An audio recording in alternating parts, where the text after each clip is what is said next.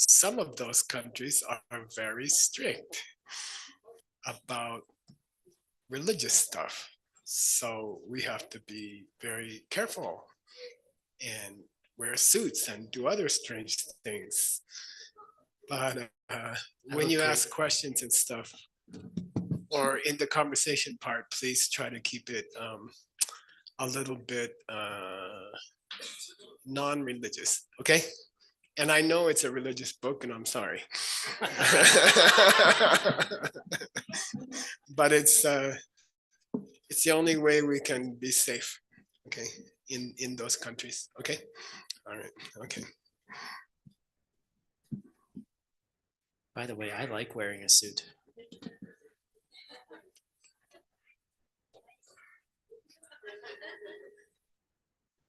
Sometimes.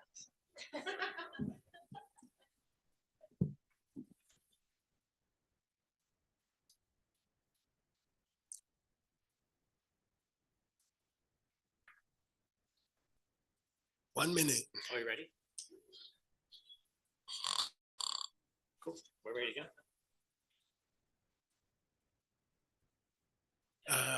We're gonna do that after you do your Yes. thing. Okay. Okay, cool. Yeah. All right. So, hi everybody. The first part of our class is homework from the previous class, which most of you were not there for. But what I thought, we're reaching a section in this book.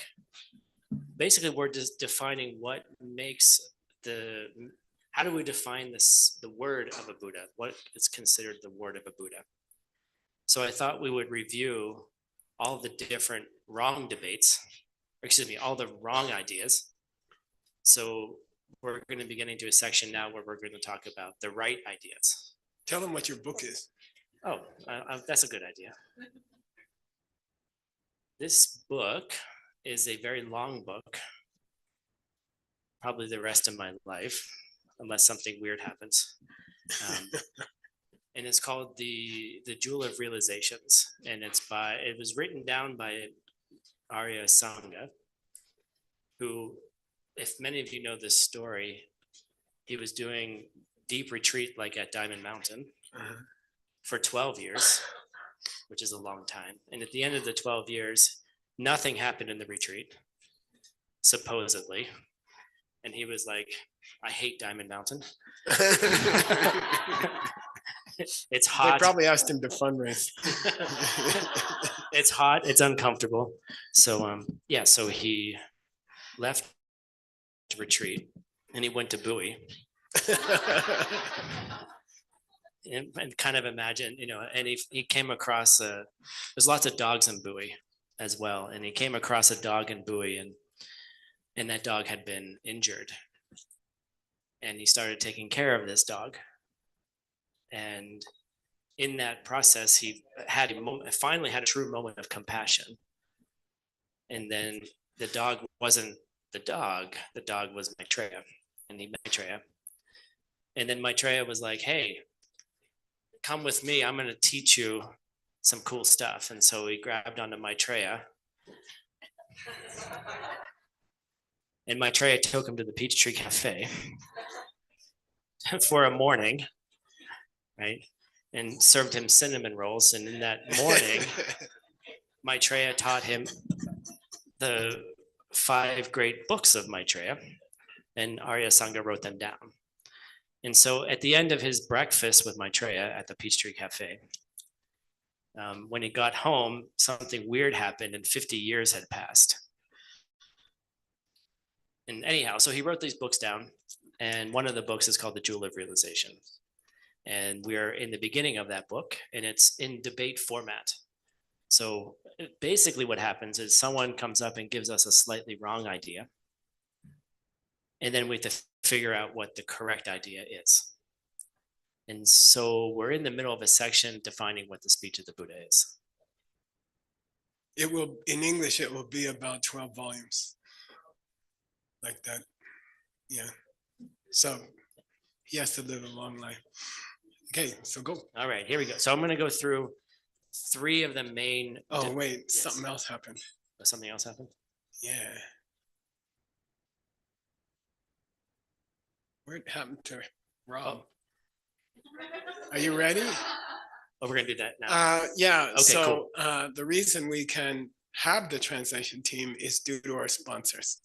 And the reason we didn't have a translation team earlier was we didn't have the sponsors.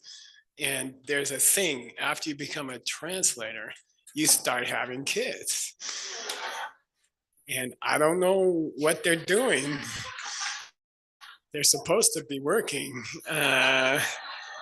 It's right, work. right word? Where's word? Yeah.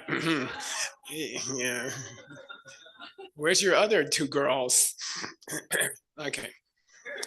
So we have a program called Good Night Book Club, which you know about, and I'm not gonna tell you about it, but you can sign up. You get a book sent to you as they come out, and you promise not to use your phone and your computer from 10 p.m. to 6 a.m. And it's really, really good for you. I can attest to it. And the big boss, 大老板, of that program is having a birthday. And we're going to sing together. Lindsay, please joke.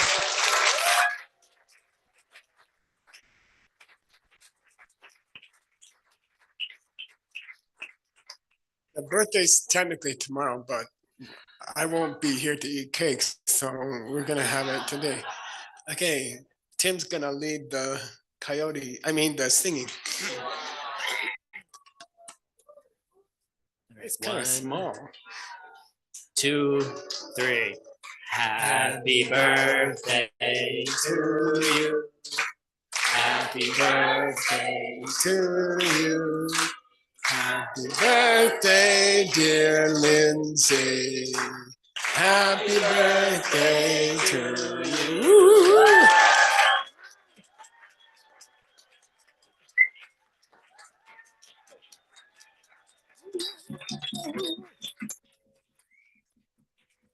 What happened to the fire?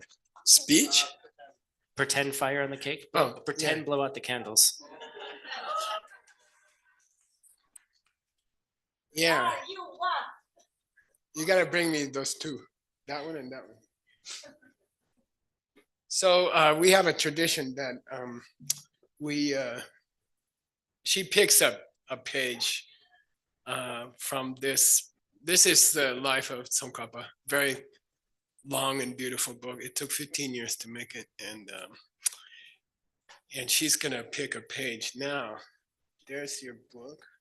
And this morning, the German team and Austrian, led by certain people who can come up now, Peter and Eva.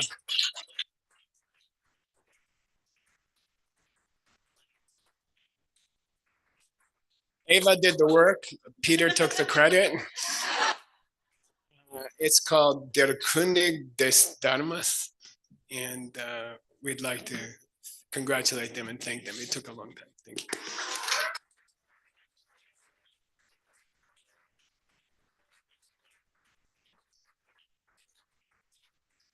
You want a German prediction? Okay, you choose and you translate. Okay, you choose the page number between 1 and 400.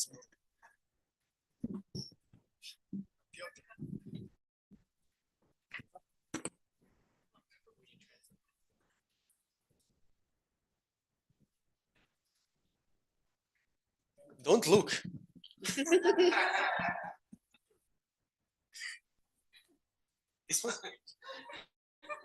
Peter's gonna read it in German and translate.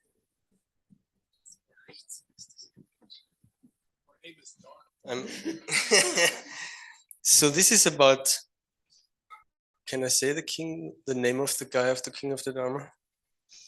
This is from a scene of Jetsun Kappa where he gets secret teachings from Kalachakra, the wheel of time, which will be interpreted by Geshe Michael. You're gonna interpret Oh yeah.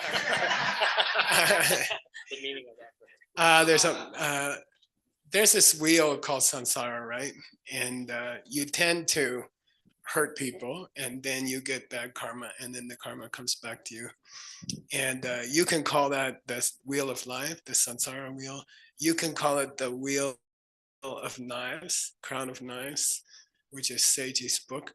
But there's a deep teaching that Kala Chakra, that if you learn about emptiness, and if you learn that things are coming from your seeds, you can turn the wheel of suffering into the wheel of the Dharma, which is an 8-spoke wheel, which represents passing knowledge on to the next generation.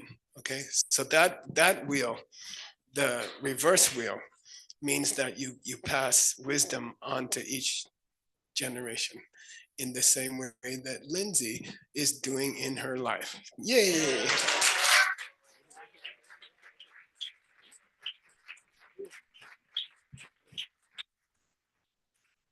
And congratulations again to Ava, and especially Ava, who did the work, and Peter.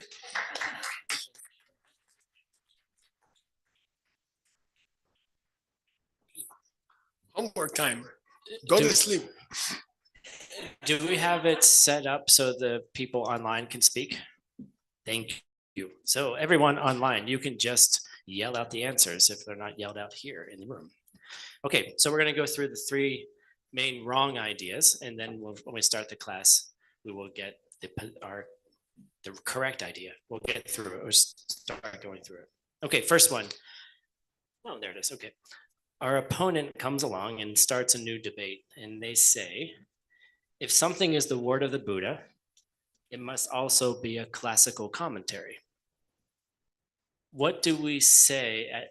What's wrong with this? What is our counterexample? How do we disprove this?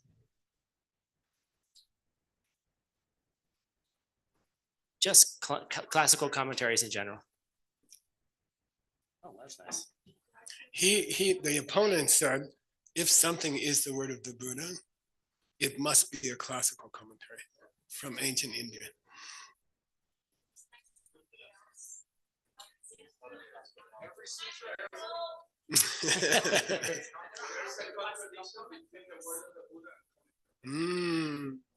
It's hard to hear what you said. Can you yell that into the microphone? He said there's a contradiction between the word of the Buddha and the classical commentary.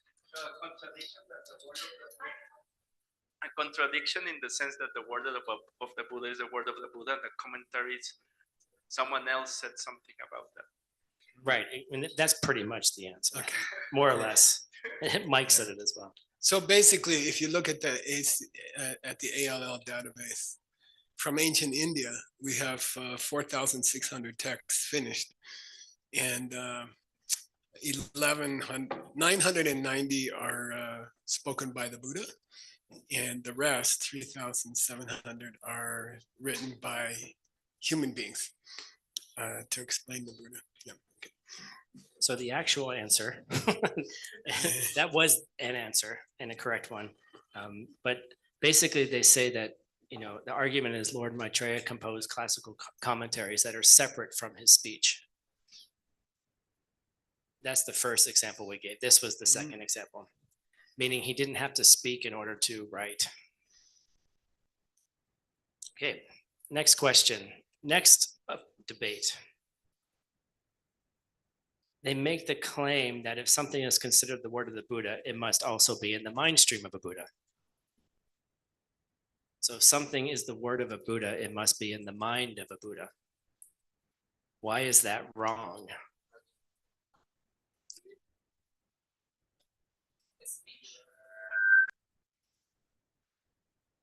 Okay, can you throw the microphone to Peter?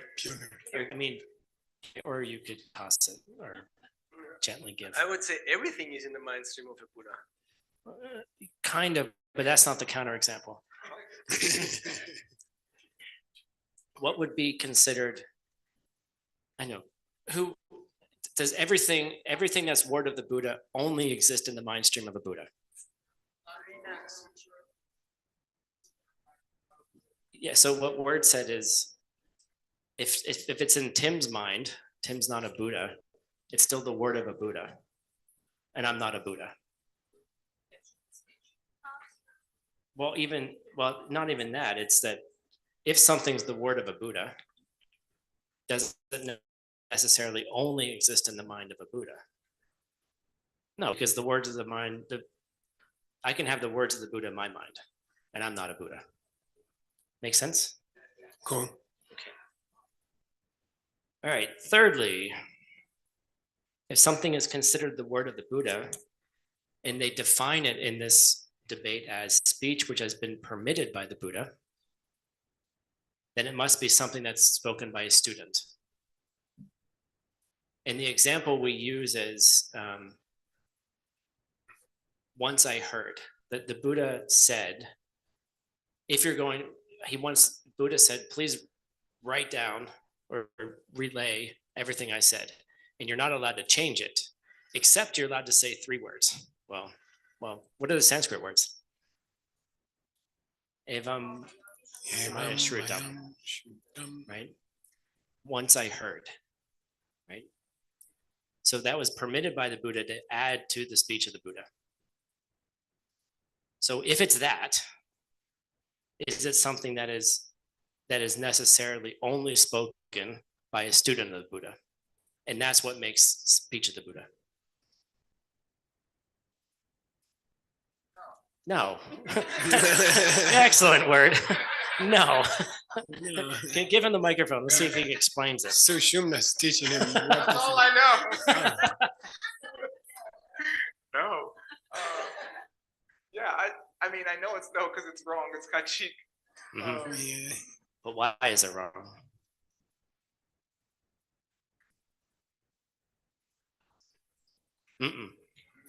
It's very specific. The counterexample starts with Ananda, one of the students of the Buddha. Because he repeated the sutras, but he didn't say them himself? Not exactly. So imagine you're going to say, once I heard. Like you heard the words of a Buddha and you're relaying and say, once I heard these words. Do you think about it beforehand? Right. So if you thought about it beforehand and said, once I heard these words and thought of the words in your mind, because typically you think first before you speak. Sometimes. According to this debate, that's what you do. Then it's not necessarily have to be spoken by a student because it would be in their mind first before they spoke it. Okay. Isn't this fun? I think it's really fun. It trains you never to lose it. You better think it's fun. You got 22,000 pages, you said?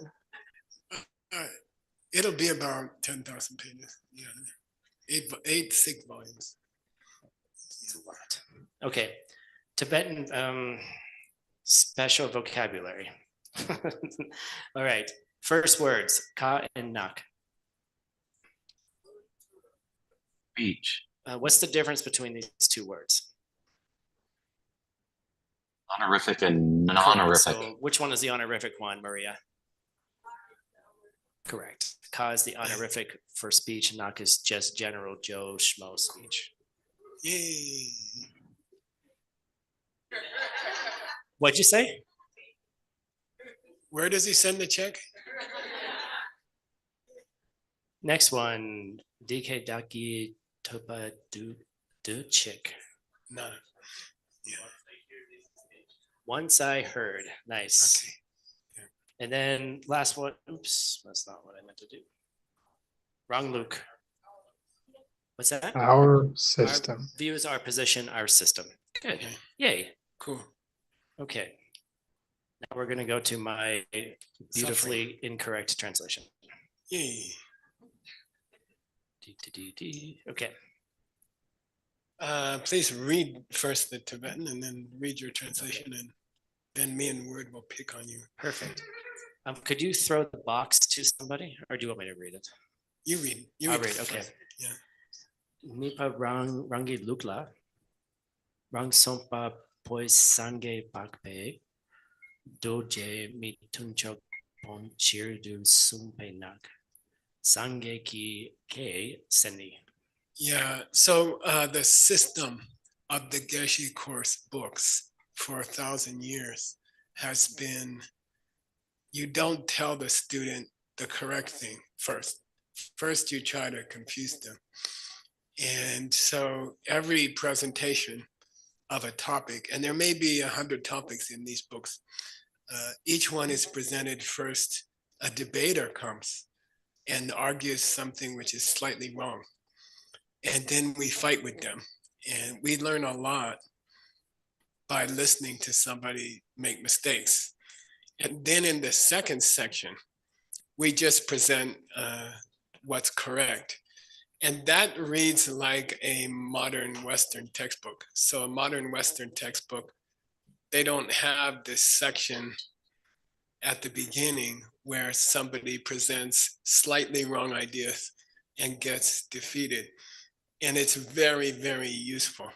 So ever since Lord Buddha's time, there has been this tradition to debate it first, and then you explain it. So we finished the debate about what is the word of the Buddha. We heard a lot of slightly wrong ideas, and we learned a lot. And now we get the Rangluk. Rangluk means here's the party line, here's the actual correct presentation. After that, there's a very intriguing section called where he gets to come back and attack us. He gets to come back and attack what we said, which is very democratic in a way. You see, he gets to come back and defend himself again. So we just reached the second section after, I don't know, 1 year or 6 months, I don't know. 2 years. 2 years. Oh no, the second section of this debate, like 6 months. Yeah, so here's Rangluk. Here is what we believe is the definition of the speech of the Buddha. Okay, and here we go. Nipara, you want to translate? Sure. Yeah. The Niparangi Luklas, in the second part of our debate structure, will present our position. Okay, Now, this is so confusing to me. okay. It's like Rang Sompa Boy Sangye. It's a Buddha who's the author. Good. of- The composer of the teaching, the one who created the teaching, Oh, just the general. Yeah. Want to create. the one who created the Rang means the book's Okay. author, or the teaching's speaker must be a Sangye, must be a Buddha. Mhm. Then why do they say Pakpa? This being. Yeah, they're also an Arya. So when you say all the Aryas in the world, it includes all the Buddhas in the world. So here he says an Arya, but only one who is a Buddha. Buddha. Okay, so if it's the speech of the Buddha, it has to be spoken by an Arya. Then you say, oh, well, all the Aryas are teaching sutras. You say, no, an Arya who's enlightened. Okay, Pakpe. Then the Yeah. So going to the end, Good. we're saying the definition sendi Good. of the word of the Buddha good, is speech good, whose purpose or the purpose of the speech is to eliminate the student's wrong ideas or wrong views. sorry. Yeah, Vikencho means the negative side, or the negative side in the student. Okay. So any speech which is spoken by an enlightened being to help a student improve themselves is the definition of Lord Buddha's speech. 2 divisions: open and secret. Okay, sutra and tantra. Okay, good. Okay, there's something here. It has to be ngak. It has to be spoken. Yeah, it has to be spoken. Okay, they weren't written in the time of the Buddha. They were written down later. Okay, that's why they said evam maya shrutam. This is what I heard. Okay, keep going. Right, next one. Dela yena shanes sumpeka Good. jesu nangweka. Naweka. Nang Wei Ka, Jingi Lape Ka Dang Sum. Translate. Definition is divided into 3 types. The direct words spoken by the Buddha, Yeah. right here. Okay. Sumpeika. Yeah. Then Jesu Nangweka is speech permitted by the Buddha to be spoken by others as a substitute for the word of the Buddha. Good. Is that, You can say that. that's long? That's okay. And Jingi Lapeka is speech spoken by others through the power of a blessing by the Buddha. Yeah, good. So you can say the word of the Buddha is 3 types. Number 1, spoken directly from their own lips, shalne, okay? 1. 2, permitted by the Buddha to be added to sutras by non-Buddhas. Like this I heard once, okay? And then thirdly, Jingi Labeka means speech of the Buddha which occurs through the blessing or the magic of the Buddha. Sort of like in the Heart Sutra. We're gonna get the examples right now. Okay. Those are the only 2 I did, so we can flip over to you. Okay. You want to pick someone to pick on? Sure. Pick someone to pick on. Who would like to try? Let's see here. Let's do Aldo in the back. Let's do Chloe.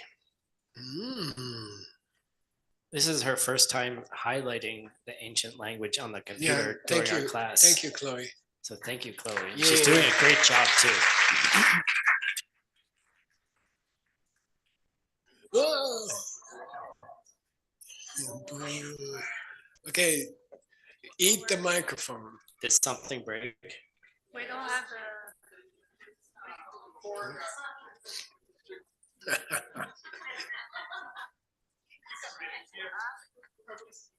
Okay. the only one that can read. Okay, well, while they're working to fix that, I can read. I just want to make a short announcement that 2 of the mixed nuts went through a teacher training with one of the ancient text organizations and are now officially organization teachers. One was Betts Greer and the other one is Wordsmith. Yay!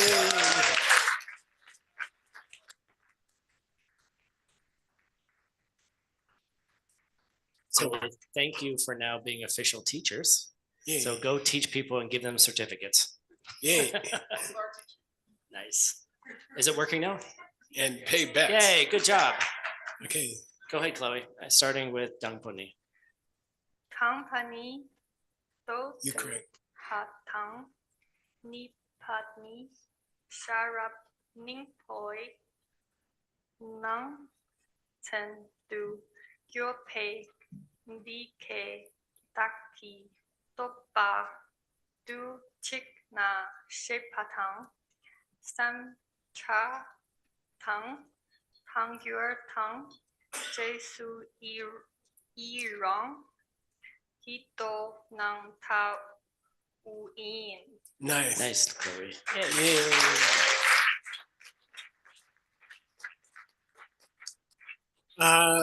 Example of the first one, which is teaching delivered directly from the mouth of the Buddhas, is Do Dupa, which is? Short sutra. It's The the first- short the short- Prajnaparamita Sutra, which we had this morning or yesterday. This morning. What did they say? All the Buddhas of the universe have traveled the path of the 6 perfections. Yeah, it was quoted this morning. Okay, so that's a real, came from Buddha's own mouth. Okay, that's the first type example. What was the second one? Allowed by the Buddha to add to a sutra. Okay, very few things, only by specific permission to be added to the teacher's own words. Is Sherab Nyingbo, Heart Sutra. Inside of it, Nangchen to Gyurpe, is the words. Dike daki topa cheek. Yeah. So they Once had I a heard- meeting after Lord Buddha passed away, and they said we should write down what he said to make sure we got it right.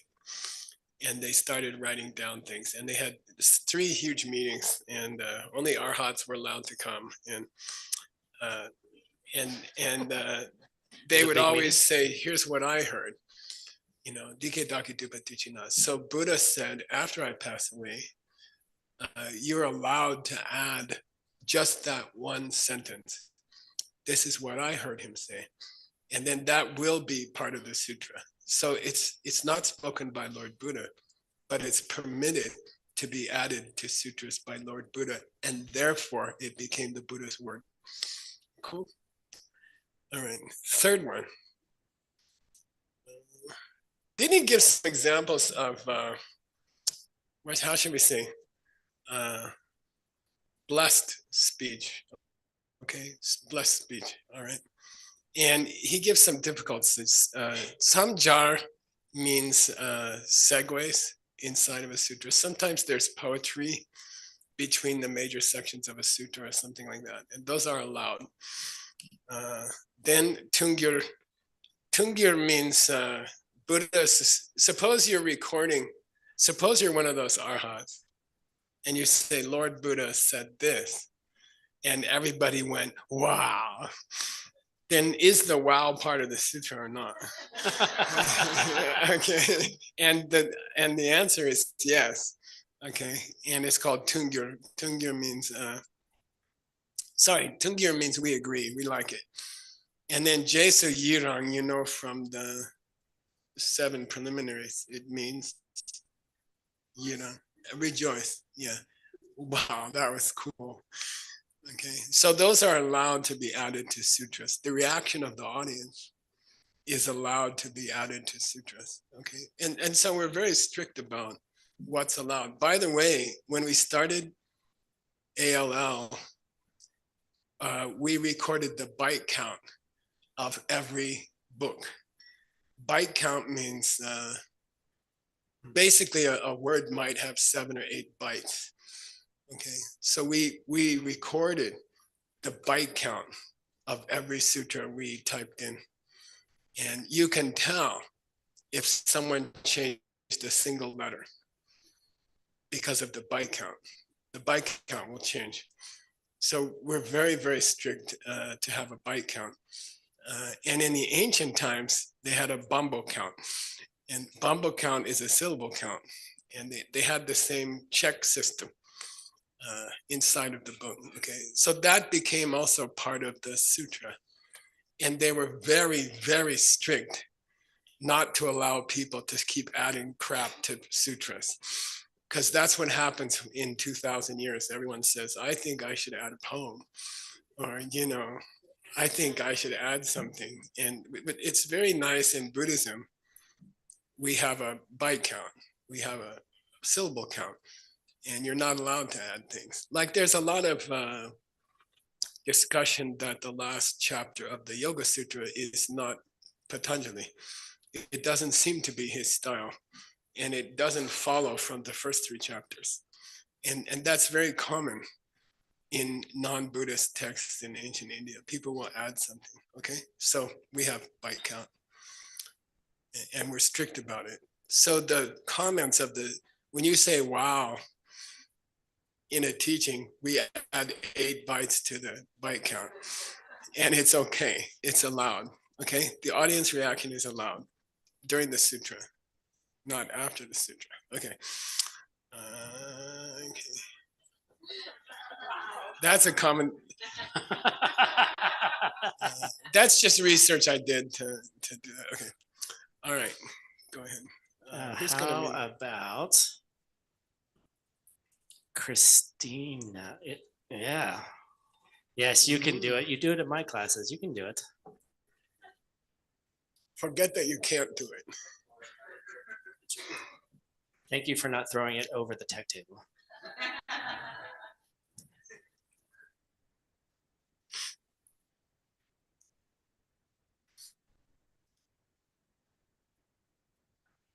Yeah, you're right.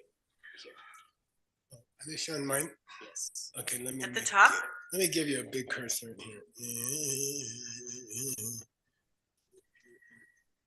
Vimala Dena Shona We're showing my computer actually. Yin Yi Rap Pa Ba Zun Ki Gona Yin Yi Rap La Love pay. La Pe Papa Tu Chi Sona Yin Go ne. Go. Gone. Mhm, right. Yin Yi Rap Pa Ke Dang Zun. Good. Nice. Nice job. Okay.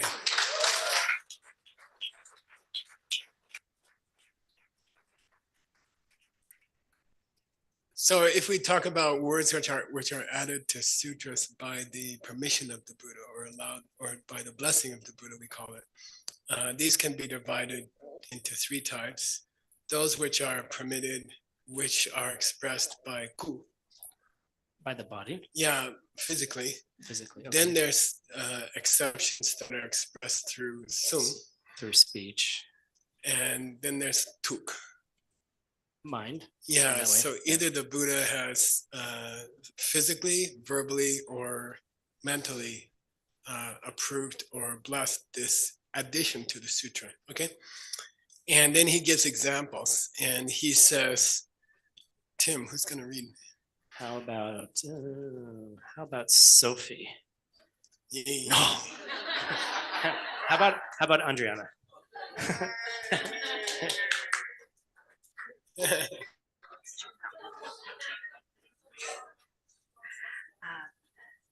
Danponi dode sa chupata buyen nipama ke regyo reyopa sel we dotapu.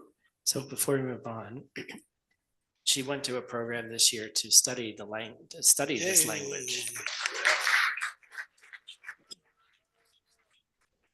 And we have a shop here that if you would like to support people going to learn the ancient language, it's available. Talk to Rachna and Tracy, and they can help you buy cool stuff. It is cool stuff. Yes. Like it's real paintings and stuff like that. Good ones. They have, sometimes you see fake stuff or weird stuff. It's not like that. It's good stuff. Okay. So blessed by his physical presence, he says it's similar to the Dode Sachupa. Sachupa means the 10th level. And generally, although there's some debate about it, you can say the 10th Bodhisattva level is the level of enlightenment. Okay. Sometimes they say 11th. Okay. But the sutra is called the 10th level sutra. If you go looking for it, you will not find it. It's part of the Abhatansaka, a huge collection of miscellaneous sutras. It takes a long time to find it. But anyway, in that sutra, the Buddhas of the universe express their approval of the sutra by showing up. So like 1 billion Buddhas cover the sky and they're like, so that's kind of allowed to be part of the sutra. Their physical blessing is part of the sutra. Got it? Okay, that's the example of first one, physical. Speech, there's a sutra called trying to remove the regret of Ajata Shatru. And he's a person who killed, there's the 5 big bad deeds like killing your mom, killing your dad, trying to kill a Buddha, killing an Arhat, and what is the other one? Trying to draw blood from trying to draw blood from a Buddha with evil intent, so it doesn't cover blood draws. So these 5, he's famous because he did 2 of them. He killed his father, who was an Arhat, and later he regretted it. By the way, his name is the enemy unborn. Ajata, not born. Shatru means enemy. And they told his father that if he was born, he would murder his father. And so they named him the unborn enemy. But he was born and he did kill his father. Later, he regretted it, and they tried to tell him, don't feel so bad. They tried to clear away his grief by teaching him confession, teach him about confession. So there's a sutra where there's discussions between people that the Buddha has allowed to be part of the sutra. Okay, people telling him what to do became part of the sutra to remove his grief. Okay, give his regret. Yeah. Okay. And there's I went and got you the quotations from the sutras themselves. So you don't have to translate them, but the removing the regret is a conversation between two disciples. Is that a sutra or not? If it's through Sure. us. Yeah, if the Buddha has. Yeah, Yes. thank you. Yeah, if the Buddha allowed it, if the Buddha allowed the conversation to be part of the sutra, it's part of the sutra. Okay. All right. Then we haven't covered yet. So we covered Buddha allowing people physically to be in this sutra. Like a billion other Buddhas show up and say, cool, that's allowed to be part of the sutra. It's allowed to be part of the sutra if there's a conversation between normal humans inside the sutra. That becomes part of the sutra, even though it wasn't spoken by the Buddha. Got it? And then the third example, which is sutras which were blessed by the mind of the Buddha. We have more examples, okay? And those are beautiful. So Tim's gonna choose somebody to, How about Tracy? to suffer. Tracy, I don't know what kind of drug you took, but she didn't know any Tibetan. And then suddenly a week later, she's like really reading well. And all I can think of Just coming to all your classes, Geshe. must be Wordsmith's class. And words classes, amazing. Thank you. Yeah, I don't know what happened, but God bless. Okay, please read. Tim's gonna check. Okay. Sumpala Chena Tuktingne Chin Zingi Kone Jingi Lapeka Tukten Pekone Jingi Lapeka Tuktrin Leki Kone Chingi Lapeka Dang Sum. Nice.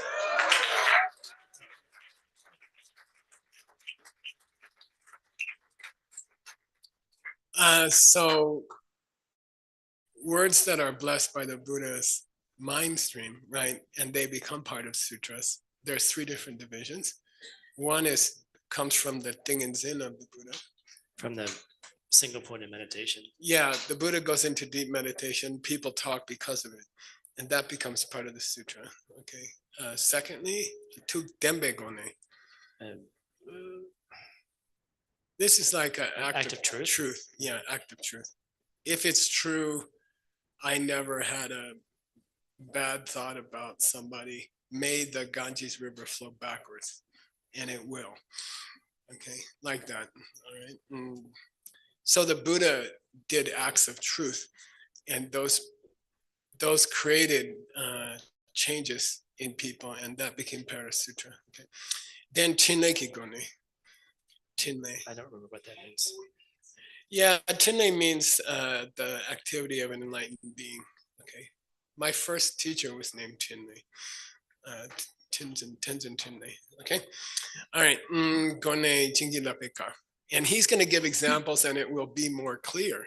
But first, somebody has to read it. Oh, let's see. How about Christina? You're holding the microphone already. Damponi Sherab Yingpo Tab. Stop there. I'm going to ask you to cut it in parts, okay? Wherever you are. Yeah, hi. Where the Buddha goes into a deep meditation and that causes sutra to be produced. The example is, Tim? The Heart Sutra. Yeah, Heart Sutra. In the beginning of the Heart Sutra, Sangye Chomdede So he goes into deep meditation, and due to his blessing, 2 of his students have a conversation, and that's called the Heart Sutra. So that's the first example. Due to the Buddha's blessing, 2 people talk, and that becomes the word of the Buddha. Okay. Second example. Christina, yeah, continue. please read. Yeah. Nipani Sangye Ki Tenpa Trope what's that? John? Yeah, Jun. Jun Shing Lungi Kyopa Le Chungwei Che Ki Domji Dompe Kak Nak. Nakta Buyin. Nice. When you see a ZH, there's 2 shas in Tibetan. Okay, there's sha and sha. So when you see a Z, don't think Z, just think low tone. Okay, sha, shi. Okay, dom shi. So Buddha Dembaja, Tim. Yeah. The act of truth. Yeah, the Buddha does an act of truth, and because of that, Jun Xing, The trees. the trees start to kippa. Blow. The wind starts to blow. What would you call a tantric deity who doesn't move? Mikyupa. Mikyupa. Akshobhya. It doesn't move. Okay. But here the trees are moving. That gives you a nice feeling of what akshobhya means. Okay. Kyopa de chungwei, chuki domshi.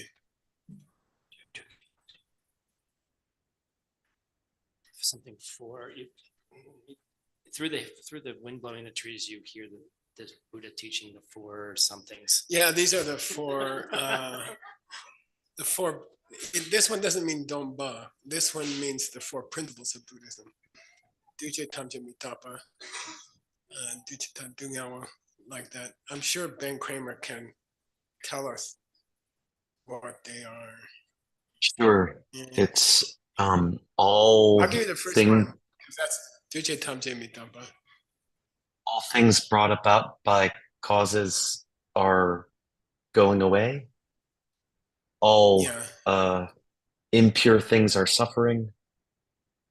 Everything lacks is empty in the sense of lacking a self, and nirvana is peace. Good. Those are called the principles of Buddhism. So Buddha can, without opening his mouth, he can bless the trees to move. And if you're in a good space, especially at Diamond Mountain in retreat, seriously, you will hear the trees talking to you, okay? And they will give you advice. And don't think you're crazy. Listen carefully. When you're in retreat, you can hear it. When you're not in retreat, you can't hear it, okay? That's why you come to Diamond Mountain, okay? Today, a huge black bird came in front of my window, and huge, and sat there for a long time. And this is a traditional protector in the ancient teachings. So I was like, wow, this is Diamond Mountain. Okay. You can't get that other places. All right. Sumbani, Sangeki Chinleki Wangi. I'm sorry, someone's going to read that. Go Christina. ahead. Sumbani. Sumbani. Oh, excuse me. Or a big peacock might show up in your life. Sumbani Sangye Ki, what is that? Shin? Mhm. Shinle Ki Wangi Ne Shin Soki Tolchungdu Rate May Mepe Rikak not. Riknak Yaparchenta Buyin. Nice. Sangeki Chinleki Wanki, due to the blessing of the activity of the Buddhas. Nujin. Yeah, demon. like a harmful spirit. Okay, like they come like a bill in the mail. Okay, Nujin Soki, Tuljung.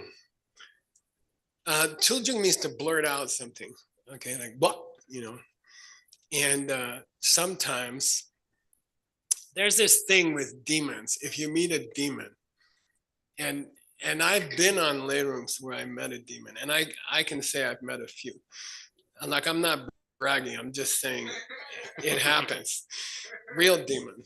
And if you follow your sadhana and you say, they ask me for lay room advice, right? Here you go. And you think you see them or you don't see them, or you can see them. And then you say, if Buddhism is true, speak something. And they will say, Om Mani Padme Hum. Or they will blurt out. Tuljung means they will, by the force of the blessing of your retreat, even a demon will tell you something beautiful. Okay. Rignark means mantra. They will tell you a secret. So when you run into a demon, you say, by the blessing of Lord Buddha's activities, may you speak something true. And then they're like, okay, okay, enough. Okay, so that's been forced out of them by the Buddha's activity. Okay, and is that the word of the Buddha? Yeah, it's the third type of the blessing of the Buddha's mind. Okay, like that, it's a third kind. Cool, and it's a cool trick. You can try it sometime. Sometimes they just hit you on the head. Okay. I don't want to shut up. Okay, who's next, Peter? How about Ina? By the way, we have finished the definition of speech of the Buddha. We're done. That's the whole teaching on what is Buddhism. And isn't it interesting that a Buddhist book, the first thing they define is what is Buddhism? And that's so cool, right? And now we're going to get what is permitted commentary on Buddhism? Okay, what are the classics? What's the definition of the classics? What should we spend our time studying? Okay, here we go. Ranzum papo semchen ki trup da tunpe ngaktan chuki tsangi. Okay, Rangtong Papo? The author, the person who composes. Yeah, the person who wrote the book is a Semchen, a suffering living being. Yeah, so there's this Buddhist word semchen. Say semchen. And it literally means the person who has a sem. Has a mind. Has a mind. So it should include Buddhas. But in the definition of semchen, they say dungyal ki sem dan temba. Has a suffering mind. Yeah, a living being who is suffering is called semchen. Okay, so any ngak, Any speech. any speech of a suffering being, which teaches a drupta, A siddhanta. yeah, a school of thought. Okay, any speech of a person who is still in the world of suffering, which expresses some kind of Buddhist school, is the definition of a Buddhist commentary, an allowed Buddhist commentary. Okay, and again, there's 3,700 of them in Sanskrit Shastra. There's 3,700, and then there's 900. There's about 1,000 speech of the Buddha. Okay, so these are the classical commentaries, the great commentaries. If you boil those 3,700 down, half of them are tantra. Okay, half of our canon, half of our holy books are tantra. The other half, if you boil it down, it's a lot of it's the 5 great books that are studied in the Geshe course. Okay, you take 3,700 books, you cut out half of them, study them later when you get to tantric class. Okay, which are only allowed in the monastery if you finish a geshe. 20 years, 25 years. Diamond Mountain's a little bit easier.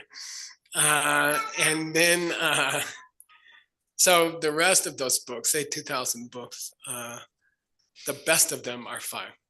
And that's the Geshe course. And that's the ACI courses also. They treat the 5 books. Okay. All right. Who's going to read next? How about Maria in the back? Maria.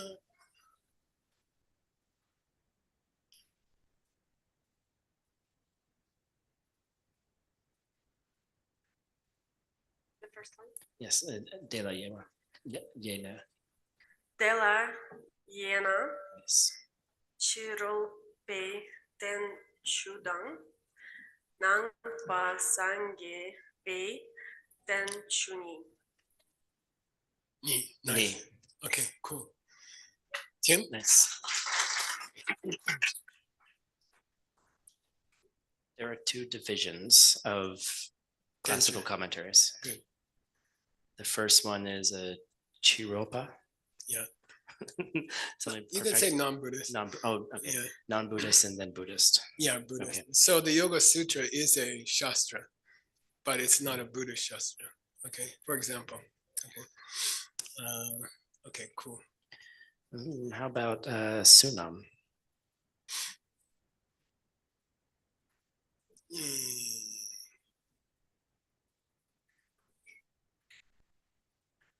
Della Chena Next line. Nangba. Nangpa Sangye Pei Tenchu Dang Tenchu Nam Dak Ni Den Chu. All right. Nice. Tim, Um, the dung here just means equals. oh, okay. So the Buddhist classical commentaries. Yeah, a classical Buddhist commentary and a Namdak commentary. A pure one? Correct. Correct. Oh, correct. Okay. Okay. Are the same. Yeah, Buddhist classical commentary and correct classical commentary are synonyms. That sounds a little Okay, sectarian. and that's how he said it. Okay, and you know, when I first read this, I just came out of my Christian life, you know, and I was like, yeah, every religion says that. But if you study for a long time and you meditate and you practice, you will agree. Sooner or later, you'll say, okay, that's correct, you know. But Tar Tu Tekpa Chik, all paths lead to the same goal. Okay, that's a principle in the Prajna Paramita. That's a principle in Tim's book. We will have a section called Tartu Tekpachik. In the end, everyone who's trying to be a good person ends up in the same place. Okay, it's very beautiful. And there's a bitter debate about it. And our Rangu, we take the position that you will, if you're sincerely trying to practice a spiritual path, you will end up in the same place. Okay, cool. Yeah.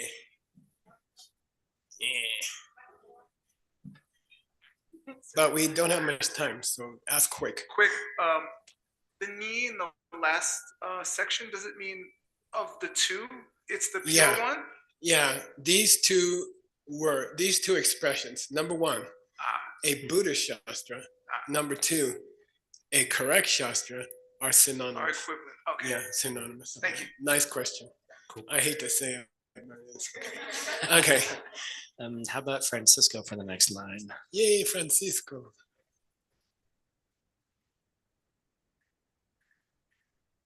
Rang so bat so san ke yi ke don pri dut so te na ke don rel du yurpa tang o na Tencha.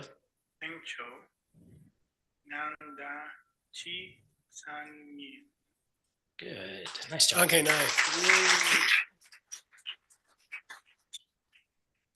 By the way, on Monday afternoons, Arizona time, So we do Saturday mornings early, mostly for Europe and North and South America. And then on Mondays, we start in the late afternoon to catch the Asian audience. So, you know, it would be, this class would start at 7 a.m. in Beijing, for example. So we're gonna, the schedule for today that we usually follow is a 1 hour class with one translator. Then we'll do a 15-minute discussion of all the students. And you can just make comments. How did this help you? How were you confused? What would you like to know about it? You can talk about it. How can you apply this to your real life? That will be led by the translator, which is Tim in this case. Then we have a 15-minute Peachtree World News, which is, we have 41 organizations in the Worldview Network around the world. And we tell news from each organization for 15 minutes, okay? If you would like your news to be put in, ask Juan after the class, okay? If you're here in person, you gotta either PP during the first 15 minutes or the second 15 minutes. So personally, I would do the second 15 minutes. But you're very, very welcome to do that, because then we start another hour of translation class, and that's a tough hour. So I would say get everything out before the class. All right. Okay, let's go. You're gonna translate? Let's get this sentence done. Our author. Yeah, the author of that text, or the author of that teaching, Rang Tsongpapo, if it's a Semchen. If it's a, I'm guessing a suffering living being. Yeah, meaning a non-Buddha. Okay, the author is a non-Buddha, and they have written Sompa, or composed something as a Djelpa. A commentary to the speech of the Buddha. Good. That's called a Buddhist commentary on the speech of the Buddha. So there's a special word and there's a special definition for a Buddhist commentary. A commentary by a human being on the speech of the Buddha is called Kai Gongda. And here's the definition of it. Okay. And that's a correct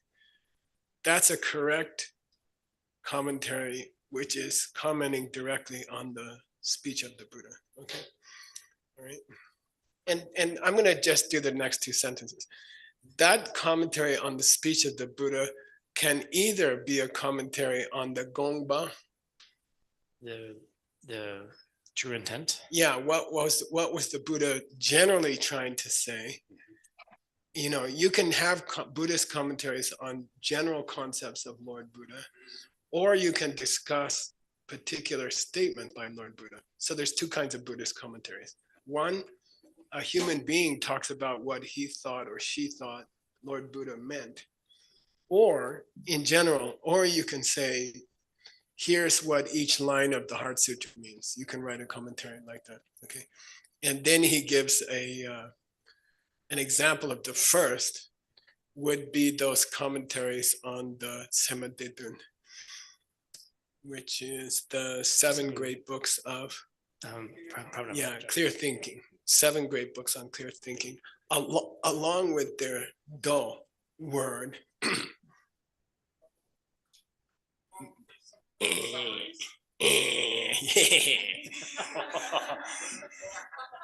Huh?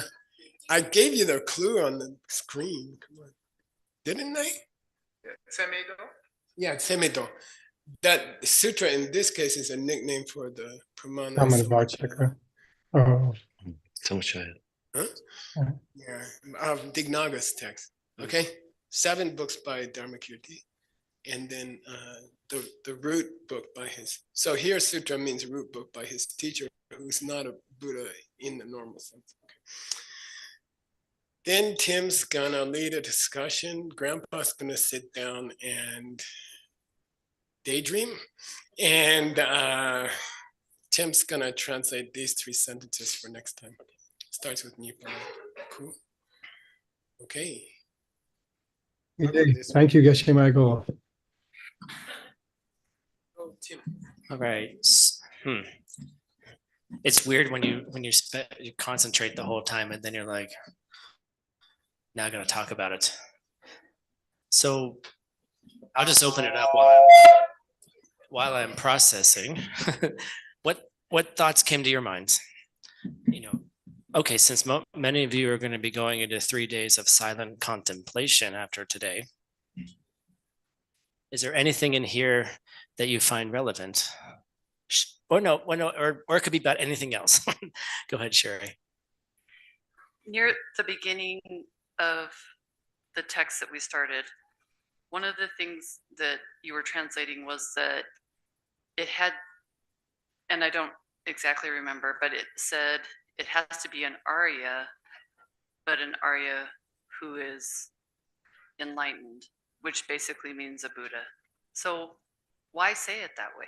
Why say Arya, but who has a pure mind, rather than just saying a Buddha? Like, what's the point of that?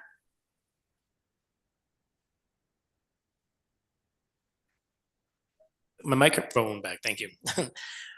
That's an interesting question. The first thing that came to mind, which I have no idea if it's accurate or not, is maybe it helps us distinguish between enlightenment on the Hinayana track and enlightenment on the Mahayana track. And it's speaking specifically of Mahayana Buddhas. Or maybe it's also just to emphasize that they're really cool. That, I don't know, just giving more, sometimes you have like 5 different names and you're just giving a Buddha who's an Arya as well, just in case you forgot that they're really cool. I don't know. Does anyone online or anyone here have anything to add to that, to explore what that could be? Hi, everybody. I was thinking that, I will not say anything new, but I think this system is really crazy good. First, in the format of debate, first we review slightly wrong ideas or completely wrong. Then we review correct ideas. Then they fight back, and then we smash them with correct reasoning. And I think it would be a great idea, like, to do it in the schools, because we teach. I and Bill, we teach, or Bill and I think it's great to implement in any kind of education this idea, because people, they start thinking, especially to children. I don't know, maybe somebody will use this idea for schools or kindergartens, I don't know. So this is what I was thinking. I think that's really cool because it is a debate text, is that they're being highly specific. And so if there is that specificity, maybe it's there for us to think why. Like every word matters, right? I like that. Anyone else want to? Oh, Robert.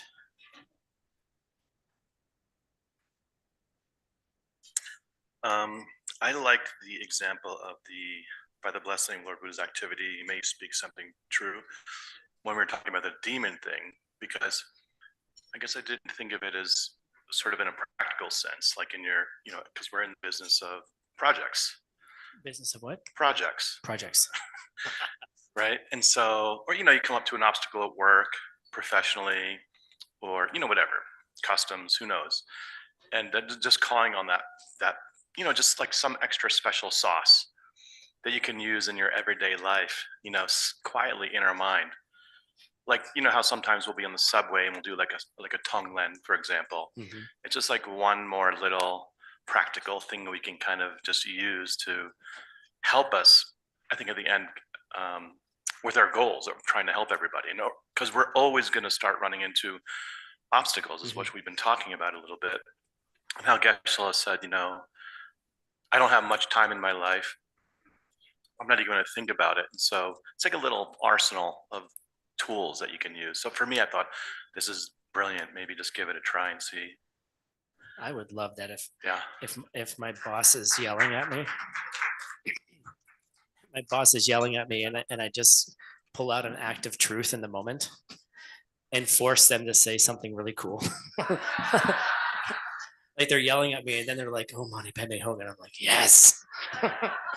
That would be, no, but I like that, Rob, like pulling it out of the, into our real life. Like, can we see that those things as demons, and if by the power of our good practice, can we shift or transform that, what's happening right now, because it's coming from us.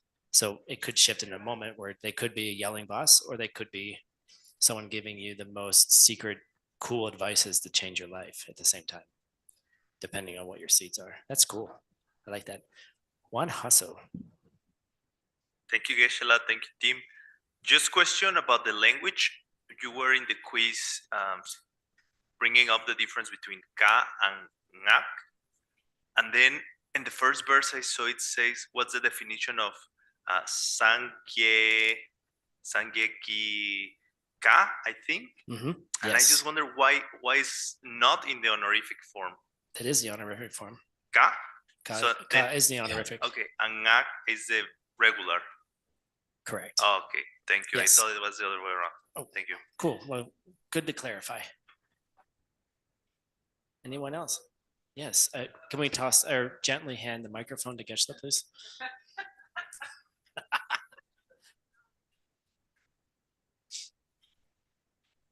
One more comment that so ka means it's the high honorific. It's like the exalted speech of the Buddha. Then ngak means speech of anybody. And then ka also has the second meaning of the command of a king. So there's some feeling of that. When you say ka, there's some feeling of it was spoken by a king or a queen.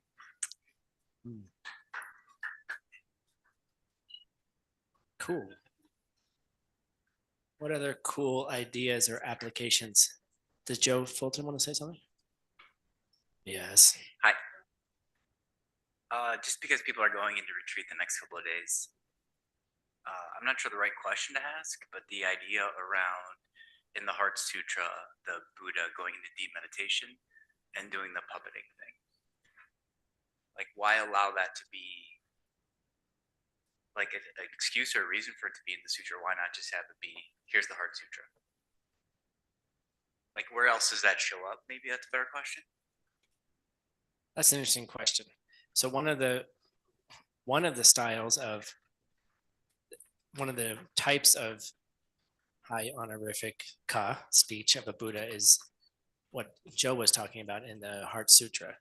Like, so he's kind of asking, one, is it anywhere else? Does that happen anywhere else? So Geshe said that's the famous example, but it probably happens elsewhere. But it's sort of like, why? Why did the Buddha go into deep meditation and then have two of his students talk versus just say it himself? Seems like a lot of effort.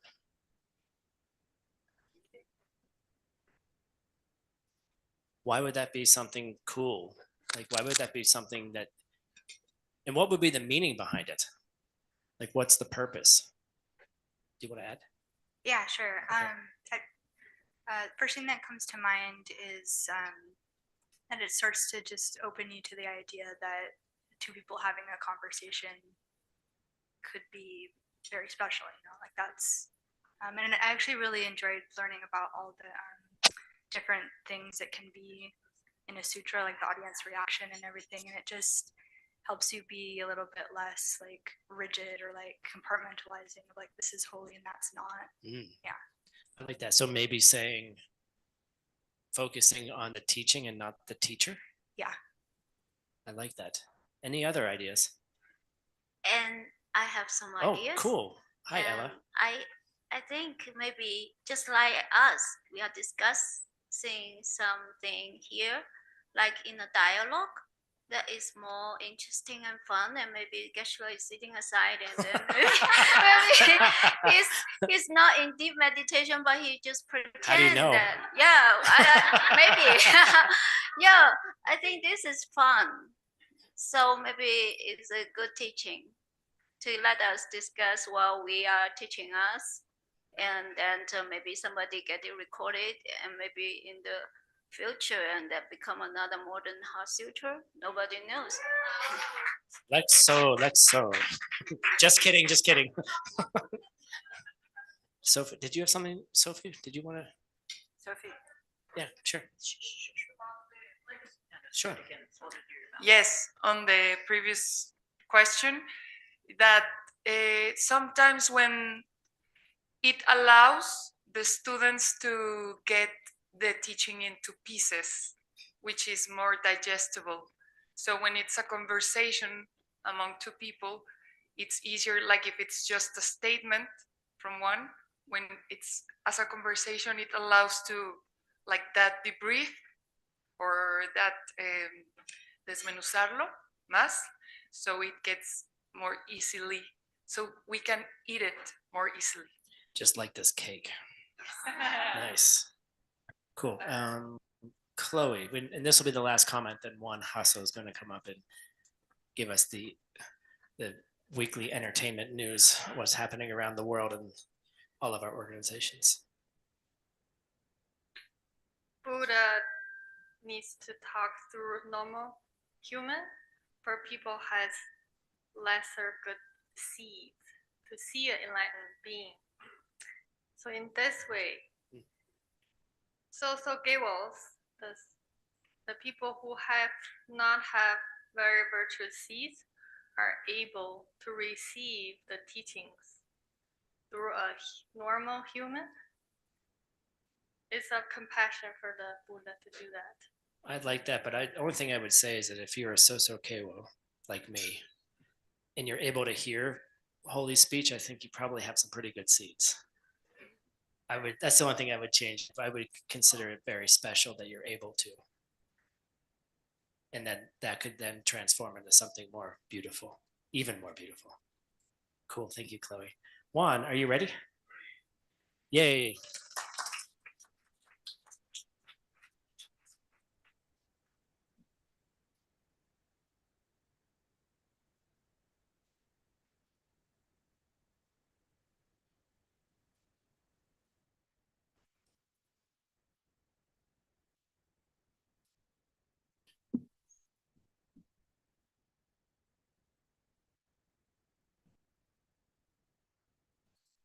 It's not working.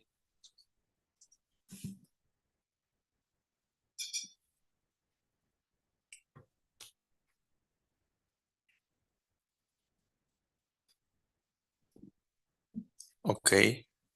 Hola. Just checking, it's working. Okay. Thank you everyone for being in these classes. They are advanced classes, and I was just listening to some of my friends who are organizing the retreats, talking about these classes now are becoming very important part of every of the events all over the world. They are very meaningful, not always necessarily easy, but as Geshe like to say, sometimes difficult classes help us to learn deeper ideas, to help us to grow even more in knowledge, and even better when they are fun, like now. So we want to encourage everyone, you can keep following these classes. They are gonna be happening on weekly basis. They happen all over the world. A few weeks ago, we had some of them in Asia, in Japan. They were wonderful. So here's the QR code for anybody who is live or online who want to sign up for them. Here you can follow closely what's happening specifically with those classes. Very, very wonderful. So you may wonder where these texts are coming from. And we want to talk a little bit about ALL, because they are having a very cool event. We talked a little bit about this before, but in Taipei, in Taiwan, they are organizing a very cool concert fundraising event for ALL. ALL basically is the organization who looks for lost ancient texts. They try to digitalize them, preserve them. They send them first to India to be imputed in the computer. Then they send them to Sedona, basically. And there is where like our wonderful team of translators led by Geshe Michael do the magic. Oh, wow. Okay. They are going very fast. So yeah, it's a concert is coming up.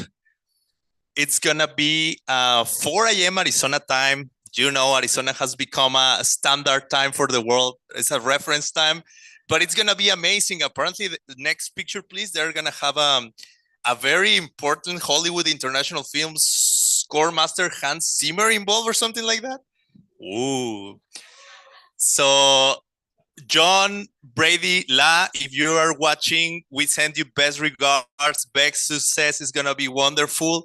The venue is gonna be very, very, very beautiful. It's the next picture. It's supposed to be like a great acoustics, so elegant. It's gonna be a huge, massive event. So if you don't have the chance to watch it live, probably not, because I think it's happening tomorrow. Oh no, in 2 days from now, but at 4 a.m. here. We hope to be able to watch the recording. I think they are preparing like a whole display of, how to say, like a play that has a theme involved with the ancient scriptures. So thank you, John Brady, for all your work.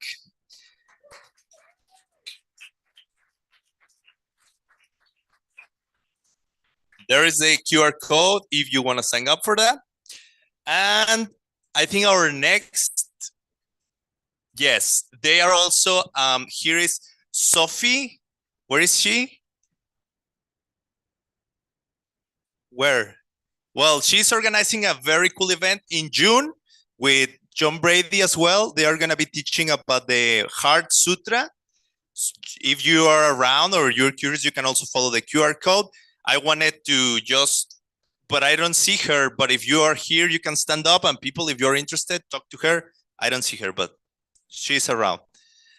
And yeah, okay, next thing. As you may know, we just came back from, this one is a very close, it's not quite Kyoto, but very close to Kyoto. It's just like a few hour drive. That's what I wanted her to stand up, but I don't see her. Okay, so we were in Kyoto, and I would like to invite Xiaoping to come with us. It was a wonderful event. We just want to share a little bit of what happened. And I want to say, Xiaoping, thank you so much, because the production was amazing, unbelievable. The place was amazing. But what I want to thank you the most is your kindness and the friendship and how nicely you treat us all. Thank you so much. Okay. The video is ready whenever you want. Okay, so as you may know that Diamond Silk Entrepreneur University was founded in 2022. And our goal is to build a full university in the long run. So we start with business school, and our strategy start with MBA and EMBA, and then build a business school. And then the next step is to build bachelor degree. And we are building 2 campuses, one in Sedona, Arizona. The other one is in Kyoto. So we are in the middle of our first MBA, EMBA program. It's like 10 months now. And so this video is only a short video, but it can give us a taste of what our program look like. It's like a 4-day event, but our MBA, EMBA is like 20-month event. Yeah, so I would like to share with you this short video. Yeah. Can you team help us with the lights? Just, it looks better. Thank you.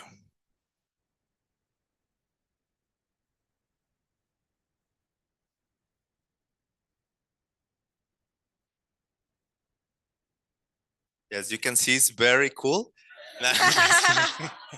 Just kidding. Yeah, right. You have to come. No, it's about to. It's running, but not running. But it was beautiful. I promise. Rob was there. Tim was there. Stanley was there. They can all testify it's true. And well, in the meantime, yeah, Geshe was there. Of course. In the meantime, you were about to share with us a little bit of what's the next you have planned. Maybe now we can do that first. What do you have in your mind? Yes. Once we finish the first MBA, EMBA, and upgraded, and we are going to start second MBA, EMBA in March 2025. And so very soon we are going, our textbook writer, Professor Geshe Michael, he's our guiding founder, and we will soon be designing our bachelor degree. Now, I'm very happy to share with you that we have already choose our first major, which is called entrepreneurship. Yeah, and then once we start bachelor degree program, it will be a 4-year full program. So today, we would like to share this video. Is just want to share with you the progress we have made, and invite you to if you are interested to follow us. So, if your children, maybe you're interested, your children or your nephew or your granddaughter, they can attend. Yeah, because it's a very long project. Yeah. So question for you, is anyone welcome to come? How can you qualify to be able to attend this program? For our next program, okay, the video is ready now. Thank you. Better the video first so people get excited.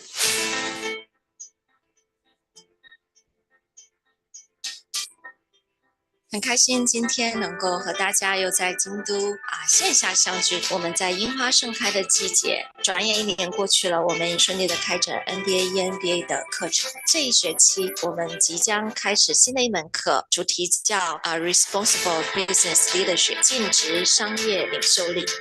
When you are keeping your ethics， 当你在遵循道德的时候 ，or you are studying more about keeping your， 或者你在更多的学习如何遵循道德。I think your heart is relaxed. 我认为你心会放松。Just to talk about ethics. 仅仅谈论道德。Just to talk about stopping the 停止那些会导致痛苦的行为。学习本身就会让你感到更开心。因为你会有一个愿景，你知道如何停止世界的麻烦。When you feel joyful， 当你感到喜悦时 ，you are on the right path， 你就走在正确的道路上。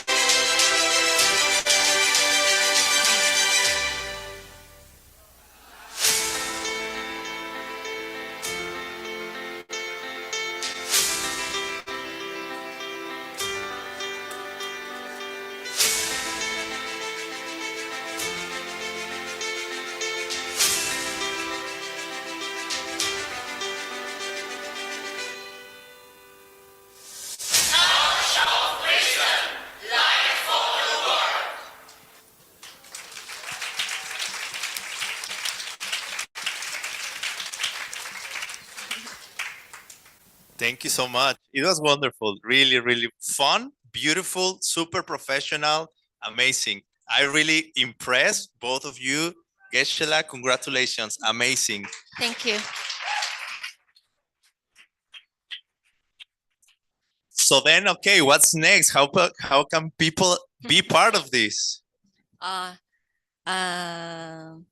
You can pay attention, just follow us, and we have our website, and there's a QR code.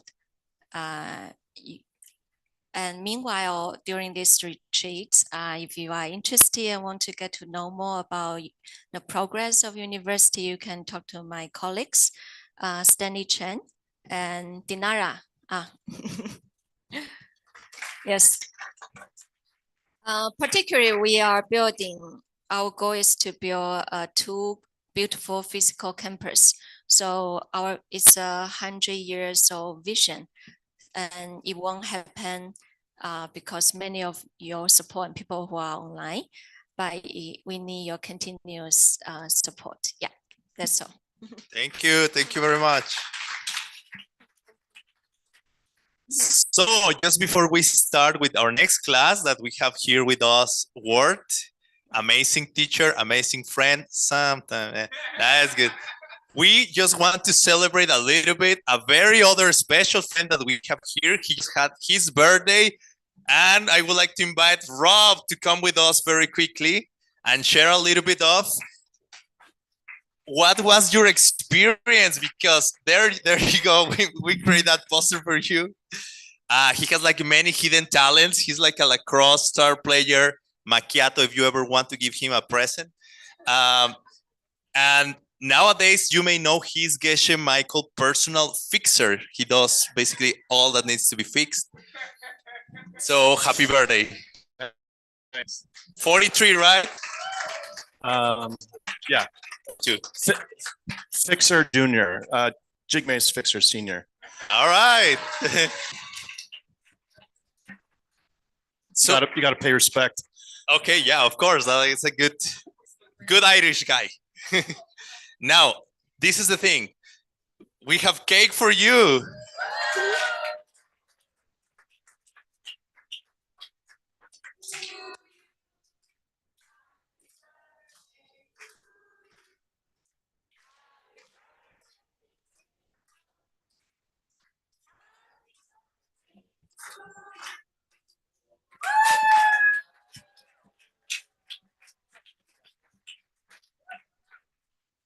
Wonderful. So I would like to ask you, how was your experience? Because we just came from a tour.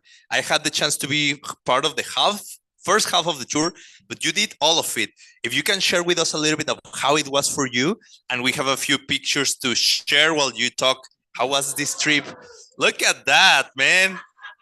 They do know how to like welcome you well. I have to admit, they're very good. Oh, that guy. I didn't know I sent that. I do clean up well. It was amazing. I think these guys are just great producers of events. They're a great example to see, because I've watched people do events for almost 30 years, and to watch each generation just get better and better and better, and the students' hearts opening up more and more and more is just incredible. There I am in the middle, next to Connie. Shanghai was remarkable. Kyoto was remarkable. You know, really at the end of the day, it's just, I was thinking today, I was talking to Xiaoping yesterday, and just so nice to have all these really good friends that you were able to do these programs with, is, you know, to have these bond with these people that we travel around the world with, and then be able to help in any way. President Obama said, if you want to get noticed, just learn how to get things done. And it's such a great piece of advice. And you're around a lot of people who know how to make things happen. And you can't help but it rub off on you. You know, like you just hang out with them and you travel with them, and they just rub off on you. And you always pick up a little skill from like Stanley, from Xiaoping, from you. Yeah, of course. You're so...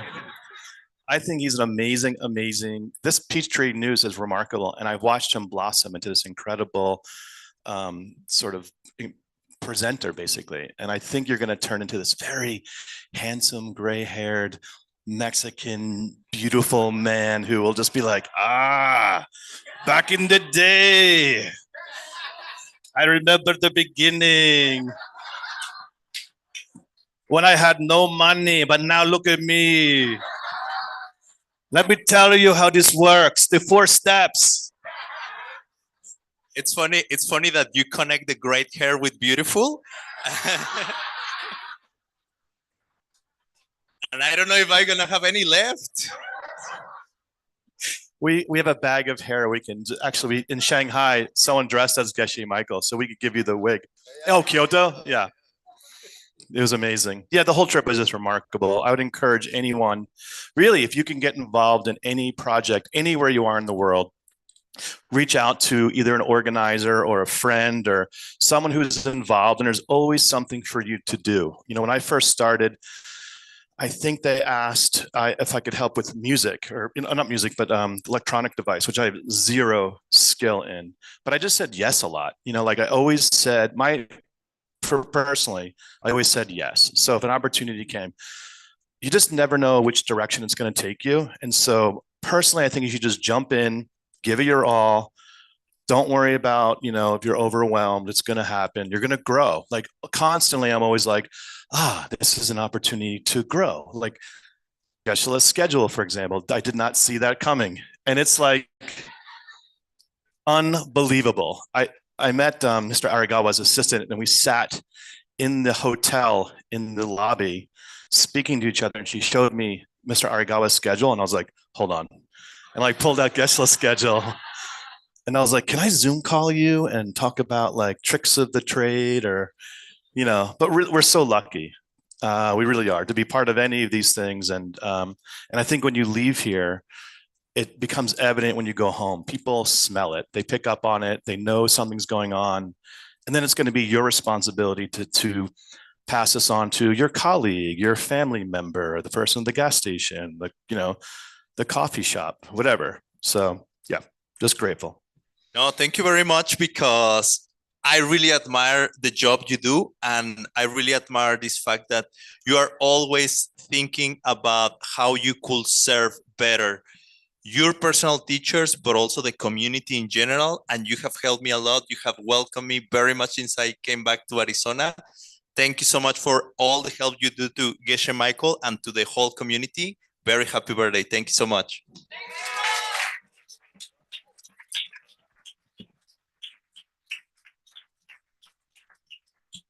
Okay. Now we have Wordsmith and Sushubna.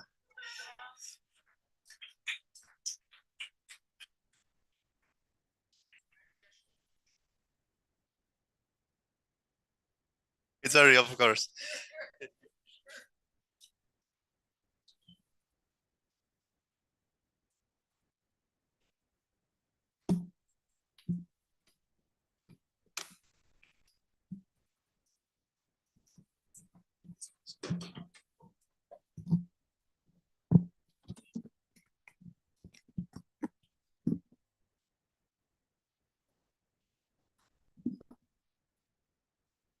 Again, she's so pretty. It's ridiculous. It's easier. She's eating. Leave her alone. Glasses.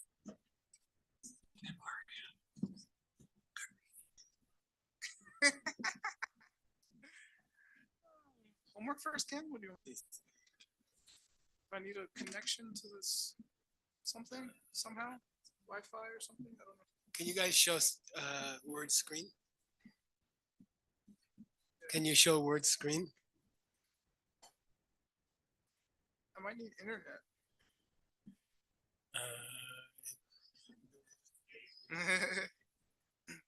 Can I get on the internet?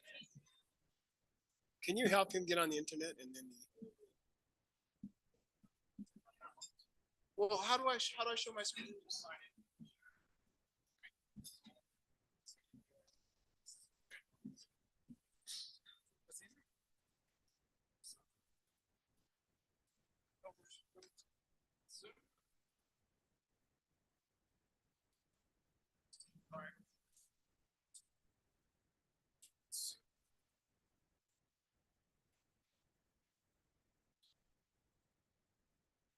You want to email it?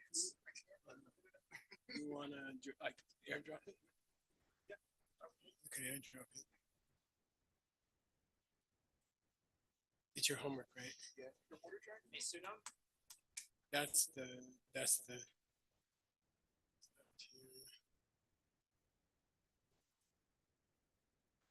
Asking for a password. Yes. I got it.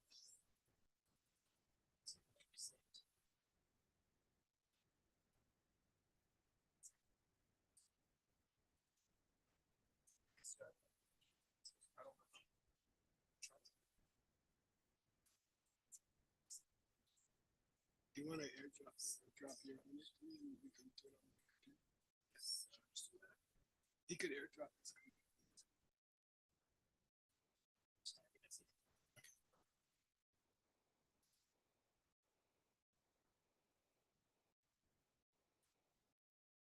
Do you need my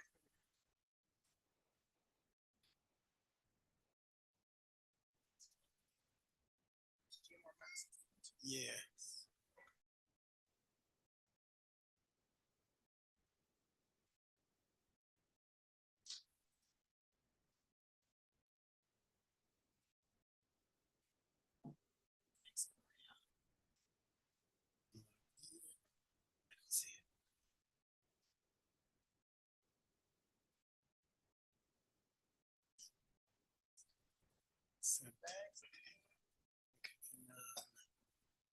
Hang on. Stay.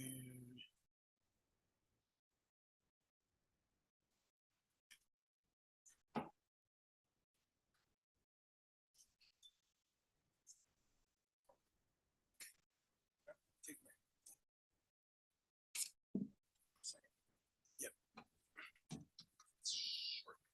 All right. Are we ready? Yeah.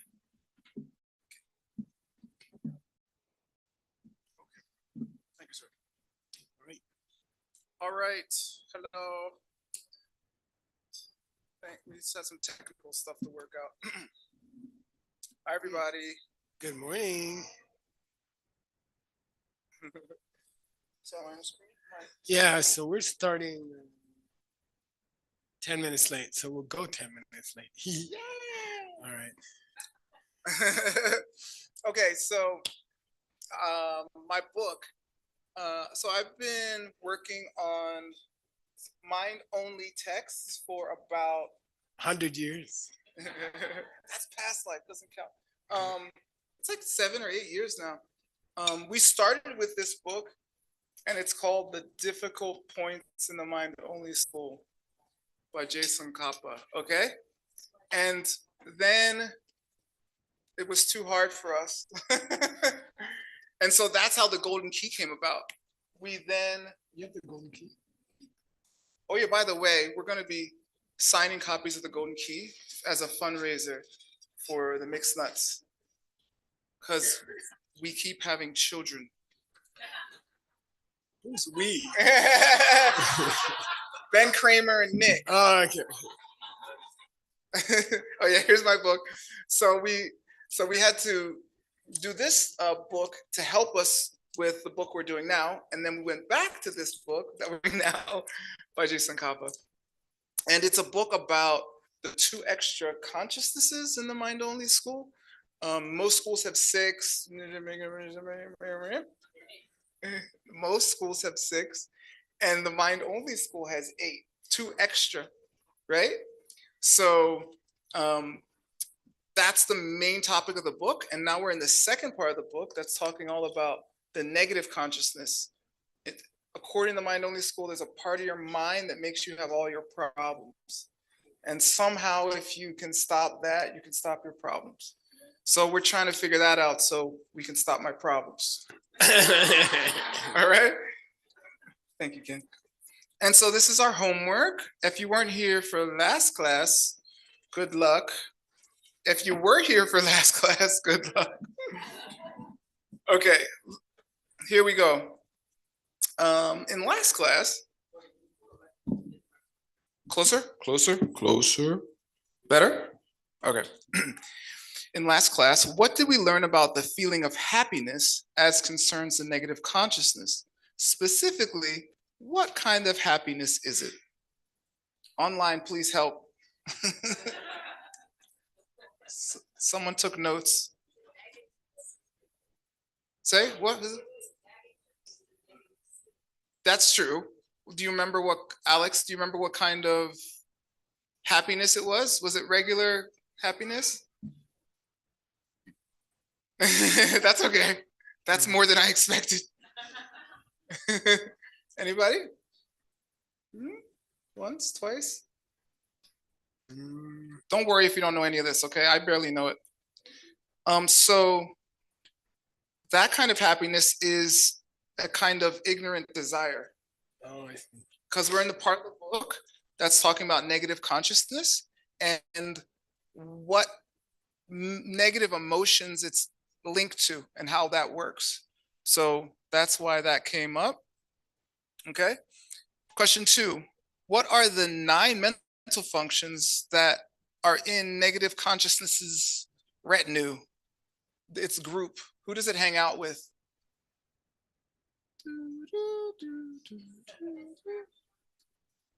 Nope. We did talk about distraction though. Huh?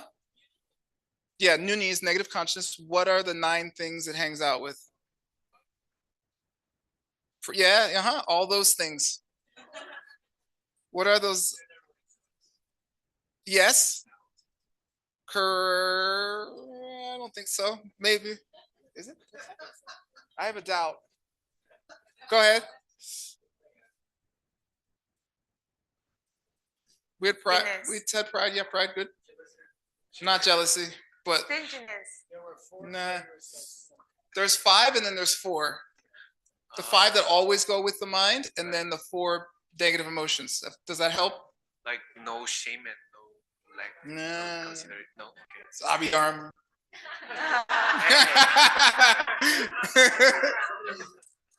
Who? Someone know? Come on, Chloe. You take good notes. Contact. Yes. Feeling. Yes. Am I getting 100 each word? What's that? 100 pennies. I'll take it. Attention. Uh-huh. Turning the mind to its object. Yeah. Like that. Okay.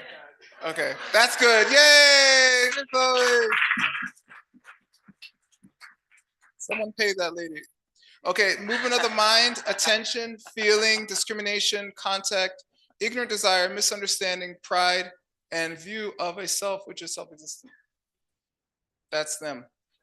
Okay, third and final question. Why can't more mental functions be associated with negative consciousness?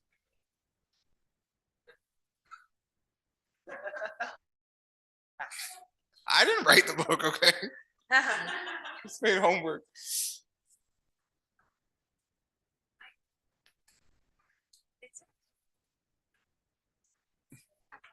Something about their just detail applied to the original 4. Yay, that's exactly right. Wow. Yeah. Other additional mental functions would just be ones that were founded upon the 4 main mental afflictions and would not increase the count. Good. Okay, some language. What do these mean? Gupa, gupa, and gu. Yeah, which one's 9? Great. What's gupa? Nice. Who said that? How do you know that? How do you know that? What about gupo?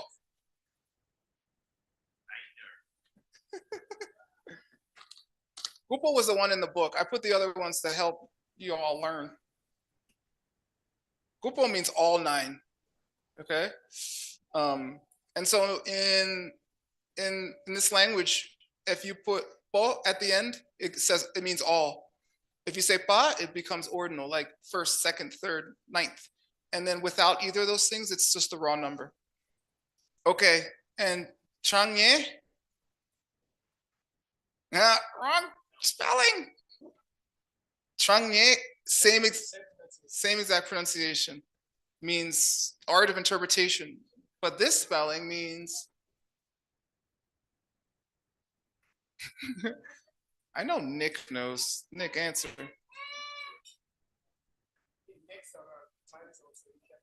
He's like, what? It's not 3 Sorry, you mean yeah, you got it already. Okay. Yeah, the exact amount. Fixed number, yeah. A fixed number, an exact amount. Exactly. Thank you, Nick. And then gu was the only really new word we had. It's hard. It's impossible. What? Wow, you took notes. Are you paying attention during my class? Weird. Separately or in addition? That's it. Yay!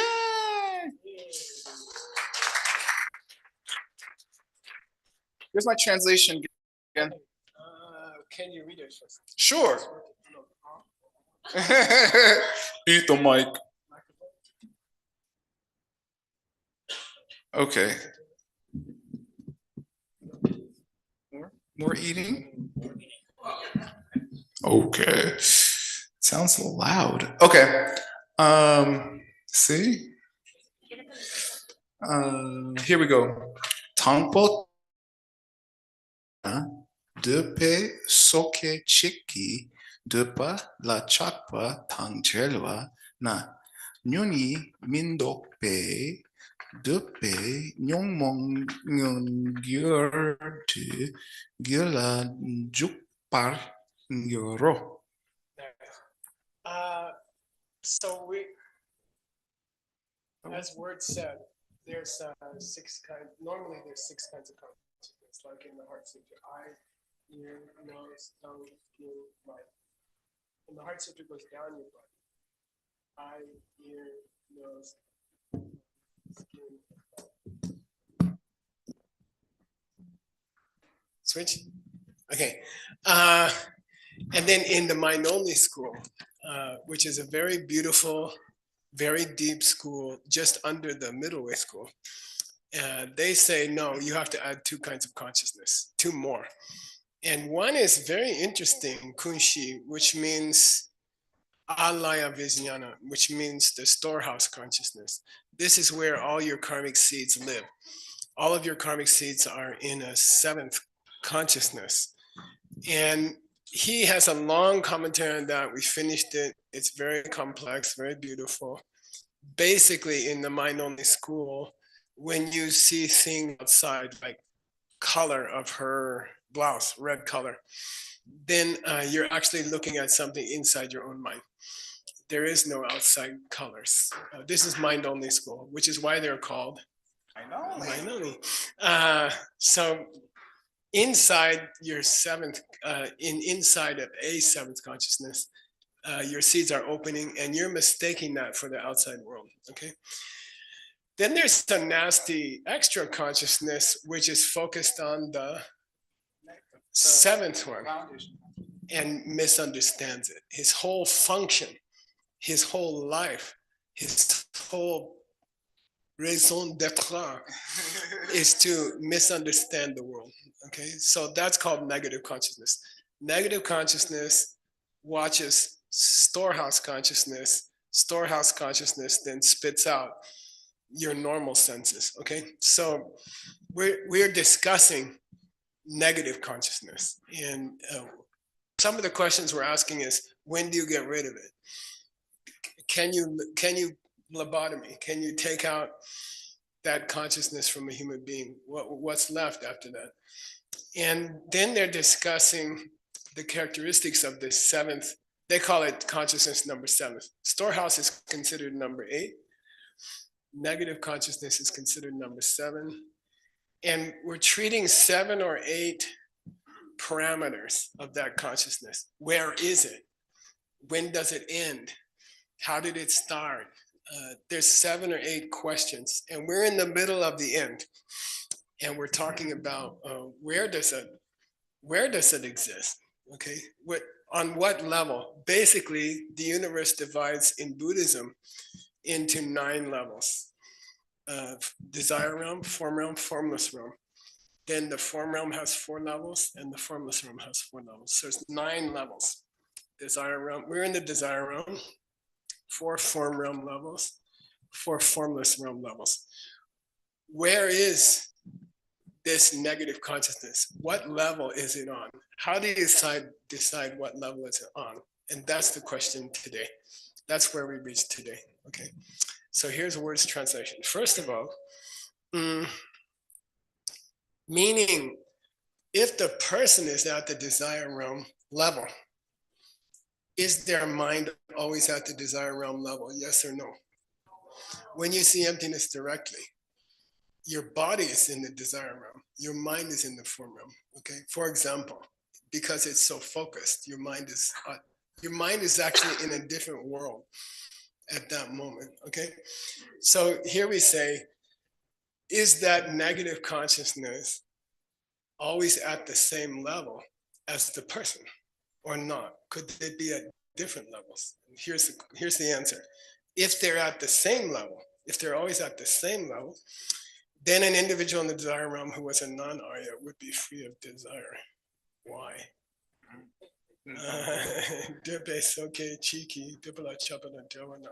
Yeah, he's saying this is an objection from the other guy. Can you live in the desire realm and be free of desire? Can you live in this world and not have desire? Fine with. Yeah, and there are people who temporarily, like if your mother dies, or something. My mom is dying this week, and then you don't think about cake when you're at her house, you know.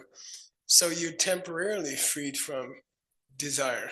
Okay, so Dambotarna, Dipe Soke Chiki Dubala Chapadan Jawana, if the negative state of mind is always at the same level as the person, okay, then when a person's mother's dying and they're living in the desire realm, and the last thing they can think about is desire for ice cream or something, okay, then are you saying Nyunyi Mindope Dubenyamong Mungyur?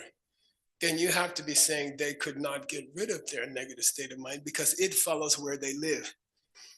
If the location of the negative state of mind is always the location of the person, then if the person's in the desire realm, then they should always have that negative state of mind, okay? Even if they lost desire for a week. Got it? Okay, so that's an objection. The other guy's objecting. Some people can live in the desire realm, and for a while, when their mom's dying, they're not thinking about ice cream. Okay, there are people in the desire realm who don't have desire. So are you saying they don't have a negative state of mind? Because it has to be where they live, right? Okay. Then they should have a negative emotion directly inside their mind. Mungyur means directly. What's the opposite of that? As a potential. So do those people whose mom is dying, do they have this, and they live in the desire realm, do they have desire or not? We say not manifest desire, but they have the seeds. 2 weeks after their mom's passed away, they're gonna want ice cream again. Seriously, okay? So we still have desire, we just have the seeds for it. We don't have the manifest desire. Okay, so that's one possibility. Maybe the location of the negative state of mind doesn't follow the location of the person. Maybe it's on a different level. Here's a second possibility. Please choose someone to read, Dr. Lee. Okay, again. Who wants to read? Ooh. And okay. Go ahead, please. Thank you. Nipar, Tama. Oh wait, I cannot see.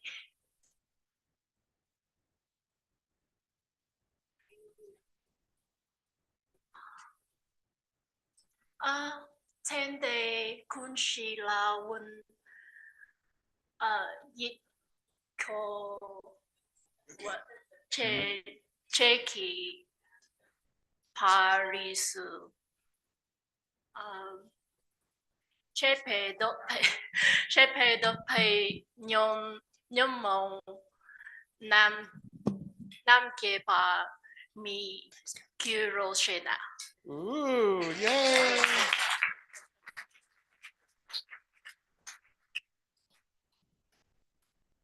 Yeah, so is it the case, Nipatarna means, okay, so if the negative consciousness doesn't follow the location of the person, then is it possible you could have a negative consciousness at a different level than the person?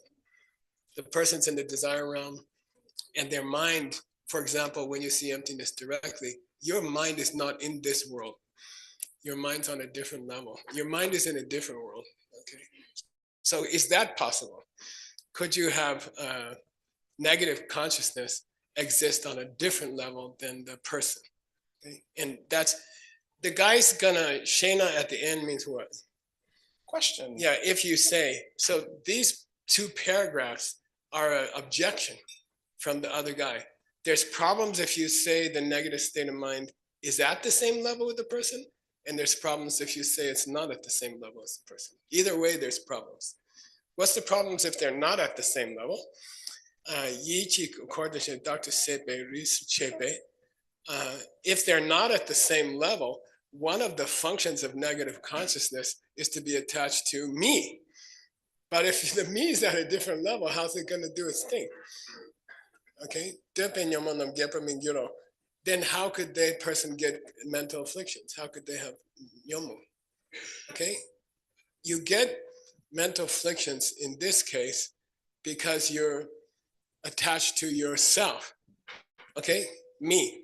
But if me's on a different level, you can't even perceive it, then are you saying that person's an arhat? Because they can't have mental afflictions. Got it? There's problems if you say the person's at the same level as their negative state of mind. And there's problems if you say they're not at the same level. Okay? And that's the guy saying, how do you resolve this? Okay? Who wrote the question?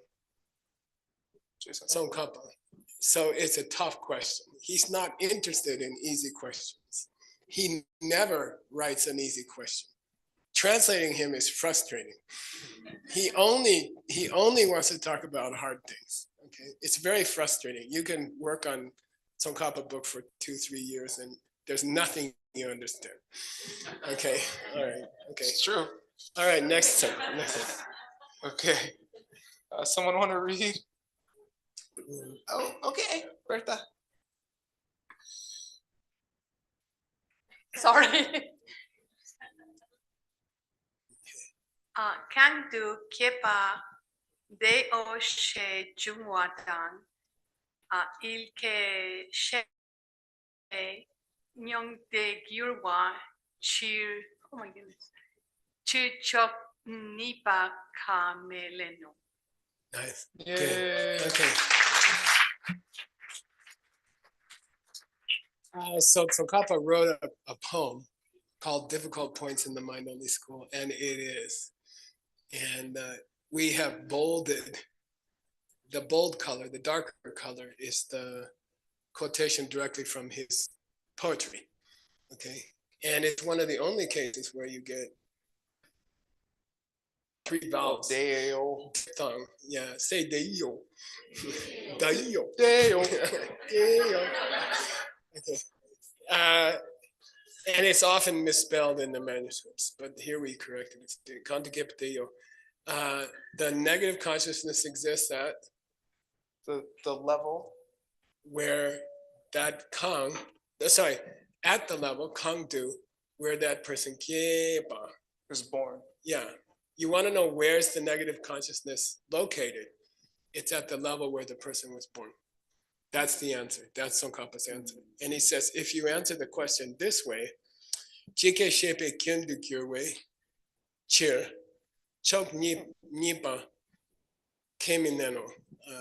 If I say they exist at the same level that they're born at, jungwatang jike shepe kyundukirwe chir, you get this problem that you were talking about. Chok nipa kemineno. I cannot accept the second idea. Okay, I cannot accept the second option above. Yeah. Second option above was if they're not at the same level as if you say the negative consciousness is not at the same level as the person, I can't agree with that because the root text says the same one where they were born. Okay, they must be at the same level. Okay, or you're gonna have the second problem. Okay. Again. Yeah. Jason Kappa's poem, is he quoting Master Vasubandhu in the poem? Because I think it's in both. Yeah. Okay. You can say it. Yeah. Okay. Okay. Purple haze. Better? Good. Okay, that's it, Gen. Your turn. I'm a little suspicious of the nipa here. Isn't it the second point? I was thinking it should be I think like, it's nipo. it should be both, right? Yeah, That's what think it's nipo. That's what I Yeah. thought. But Yeah. then it said nipa, but it seemed like it should be both of these are wrong. Can you mark it and then we gotta check it? Yeah, this is not the text. Yeah, Text though. because Tsongkapa's typical answer would be, I don't accept either option. Everything's wrong. Okay, yeah. So if someone miscarved it, then we're in trouble. Okay. So we're going to your book, your copy again. That's on there. Yeah, You got got it? my computer? Yep. Okay, Switch. let's switch.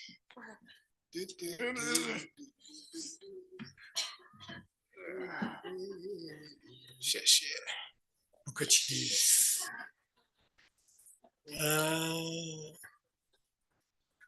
Okay.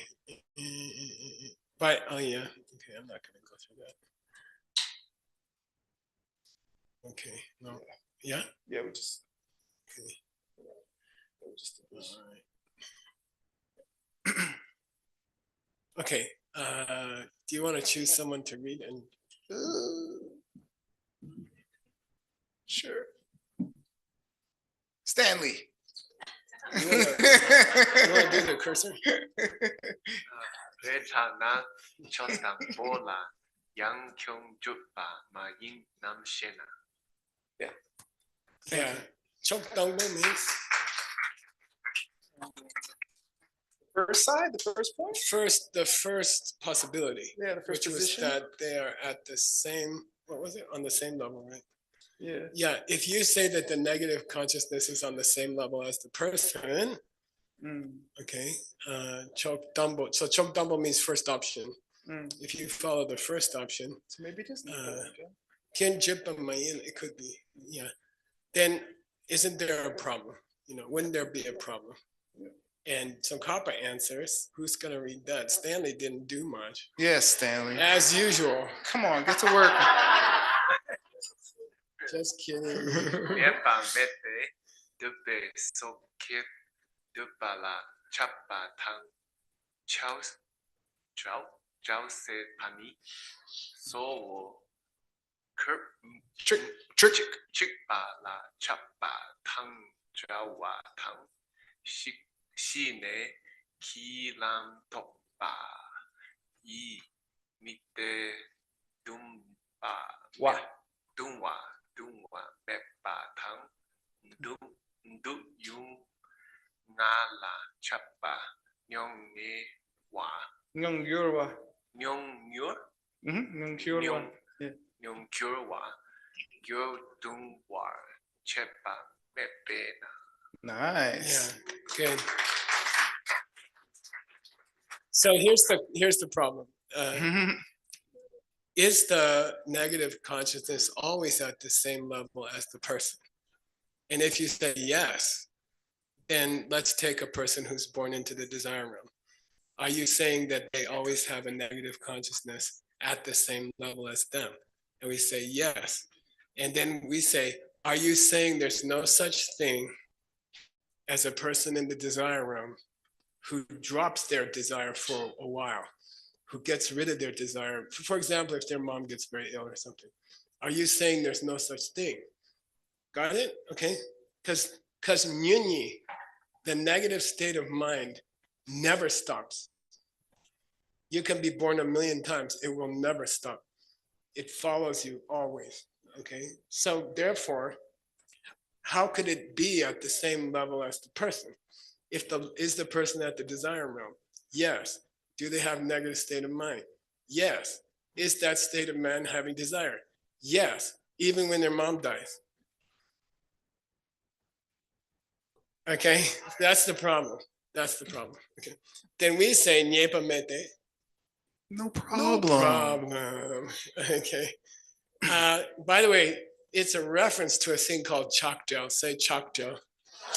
Tell means devoid of. Yeah, you don't have chakra. You don't have desire. There is such a thing as a person in the desire realm who doesn't have desire. And we gave an example. A person who's having strong renunciation for a week. Okay, they don't think about ice cream. Okay, all right? So yepamete, dupe soke. So if we restrict our discussion to soke, non-Aryas. Yeah, non-Aryas. So forget Aryas. I'm not talking about Aryas. Okay, they're special. But dupe soke, if you're talking about normal people in the desire realm, dupe la chakpa dan del, chak del. It is possible for those people to at times lack desire. Yeah, they dropped desire. Okay, what level are they at? Desire. Born into the desire realm. Do they have desire? Not this week. Okay, not manifest desire. They never got rid of their subconscious desire, and it comes back with a vengeance 3 weeks after the funeral. At the funeral, I've seen it. There's a lot of eating. Okay, yeah, really.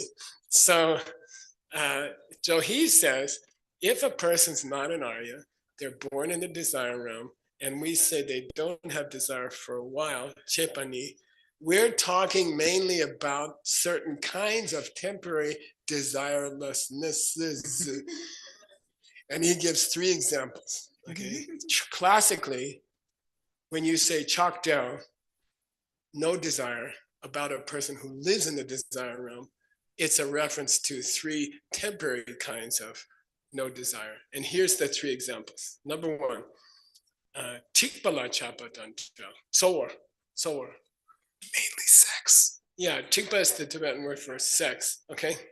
And it means to embrace each other, but it's the word for sex, okay? So there are people in the desire realm who overcome the desire for sex, okay? Which is a basic human, it's almost an inseparable part of a human being, but there are people, great saints, etc., who have overcome it. But 99.999, we have it.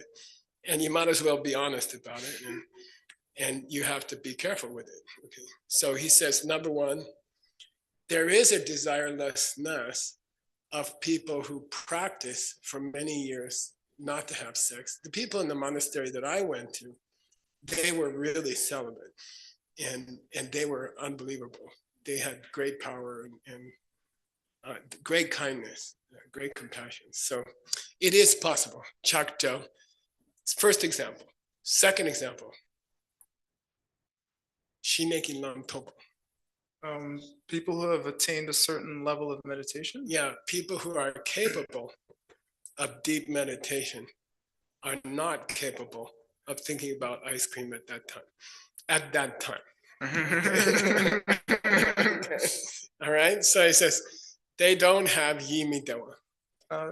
They don't have a mind which can have certain kinds of happiness? Unhappiness. Happiness. They're incapable of unhappiness while you're in deep meditation. It's not possible. You can't be unhappy and be in deep meditation. It's not possible. He's equating what with unhappiness? Desire. He doesn't say those people in deep meditation have no desire. He says those people in deep meditation are free of unhappiness. And the implication is desire is a kind of unhappiness. Got it? They don't have unhappiness, therefore they don't have desire. Okay, attraction or desire for food and sex. These are the 2 examples. Okay, so there's 2 examples. For the second guy is in deep meditation. The first guy has practiced celibacy for many years and is good at it. And by the way, it takes time. You know, it takes 10, 15 years to get good at it. Okay, and the third one, doing nala chapa they don't have, their gyu is not duan. Yeah, their mind is not tortured by chakpa to the doing. By desire towards the 5 sense objects. Yeah, some people like Anatole drives me crazy. He just doesn't seem to have desire for food, and it's really irritates me. You know, I have to fight it every day, and he's like, "No, I don't want that. I'll have a cucumber." You know. You know, so there are people like that. Okay, so he gives those 3 examples. Okay. I'll tell you a funny story. I was sitting with him at the pool in Chalapa, and he was there with Aisha, and Kiri was there, and I said, "Can I give Kiri a donut?" You know, because they never give him a donut ever, and I gave Kiri a donut, and he went into a tantrum. I've never seen him. He got angry and upset and running around. And so if you never eat that stuff, ever, if your parents don't eat it, they don't have it in the house. And then you give it to them. And then people come to me and they say, I'm having trouble with my kid, you know. And I'm like, how many cookies do you give him every day? Like 6. Okay, duh. Anyway, okay. Kachia teki chakdang. Who's gonna read it, word? You. No. I don't know. I did that. Rivas. Yeah, thanks. Gracias.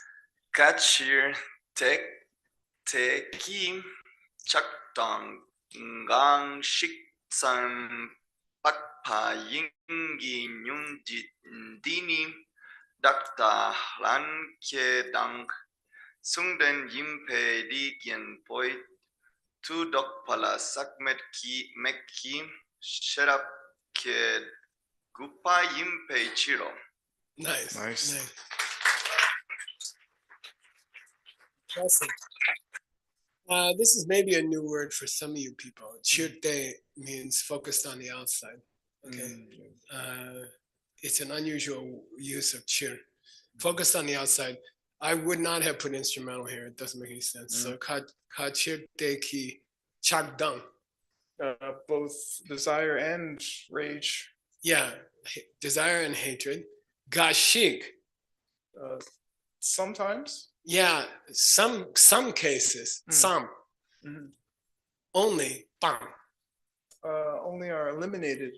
Yeah, those 3 cases you gave me of desire around people who don't have desire, those are free of desire temporarily. And only desire which is focused to outside.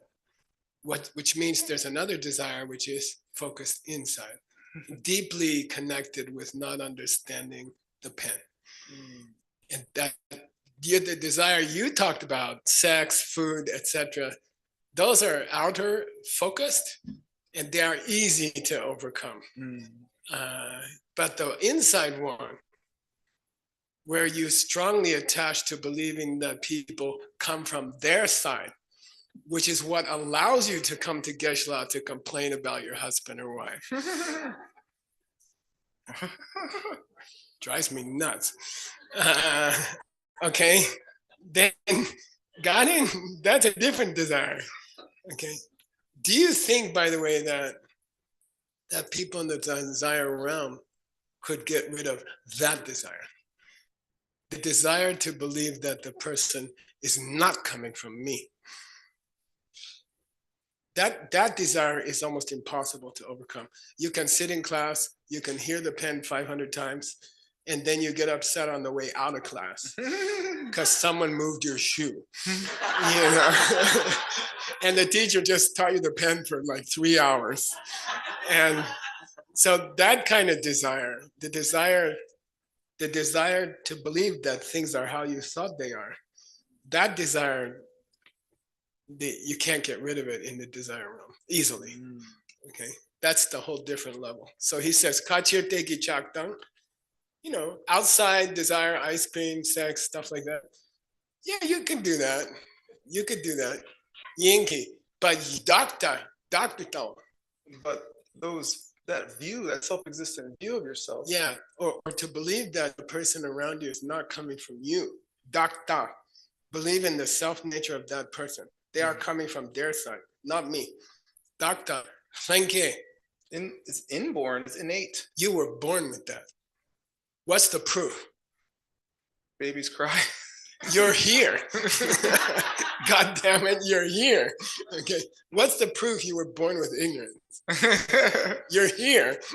People come up to me, I don't have ignorance. I say, you're here. People don't get born here if you don't have that. Okay, so that kind, the only two which can dopa it. The only mystical power that can end it or stop it is a type of wisdom which is immaculate, unstained. Yeah, which comes from countless hours of listening to mixed nuts classes. And I'm not kidding.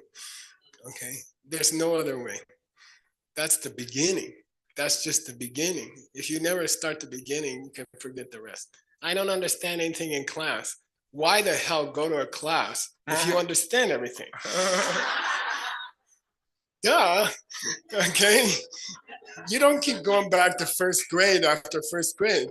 You go to second grade, okay? Because you don't understand that. Okay. And so it freaks me out. People are like, I didn't understand anything in the translation class. I said, that means it's the right class for you. Okay. All right. If you understand anything, get out. All right. I'm in the right place. Okay. Now we're discussing the features or the qualities of this negative consciousness because we're trying to understand it better. Now we understand something about where it can exist. Okay. It will follow you into the desire realm. Okay. And even if you temporarily get rid of your desire, you did not get rid of your nyunyi. It's at the same level as you, basically. Okay. Now, when do you get rid of it? Okay. Jungdok means when does it turn on and when does it turn off? Juk means in operation. Dok means out of operation. Okay. Jungdok means in and out of operation. Okay. We're going to look at what? This sixth quality of, I think it's sixth quality. Yeah. By my account, it's the sixth kind of quality of this negative state of mind that we are discussing. The last fifth one was, where is it located? Does it have to be in the same place where you are? By the way, your meditation rarely is. You're in the desire realm, your meditation is supposed to be in the form realm. Okay, because you cannot meditate if you're thinking about sex and food actively. Okay, subactively, it's okay. Okay, now we want to discuss when does it turn on and when does it turn off? Do you ever turn it off? Okay, is it possible to turn off? Okay, here's some Kappa's verse. We're going to skip the verse, which is too hard. And Word's going to choose somebody to read. Okay. Marina.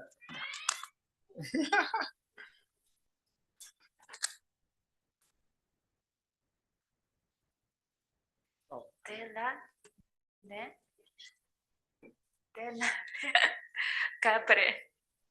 Ga. Vai duk du tan. Tar duk tan. Duk. Pe du. Ni so. Whenever you mispronounce a word, she freaks out.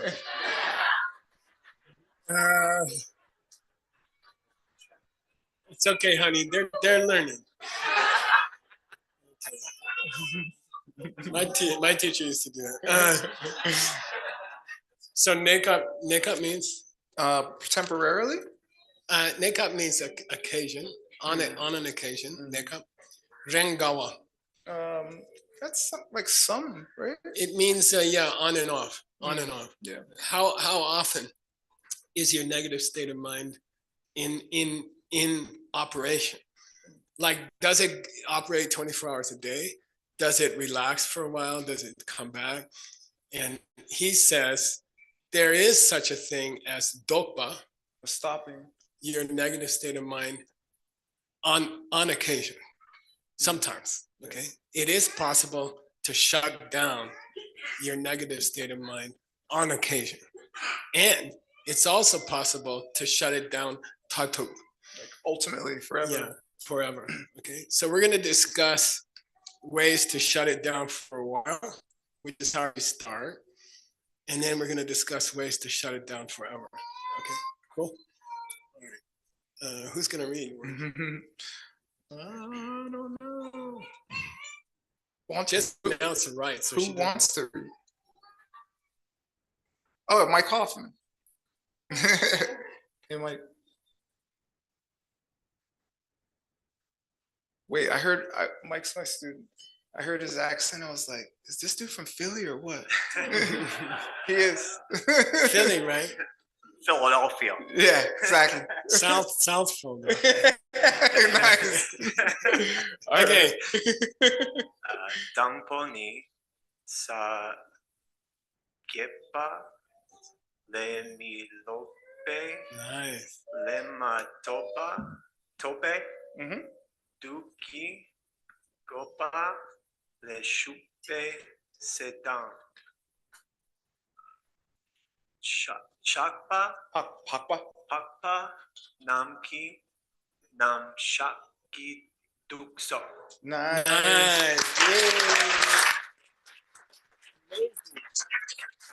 I don't know how you guys do that, but it's amazing.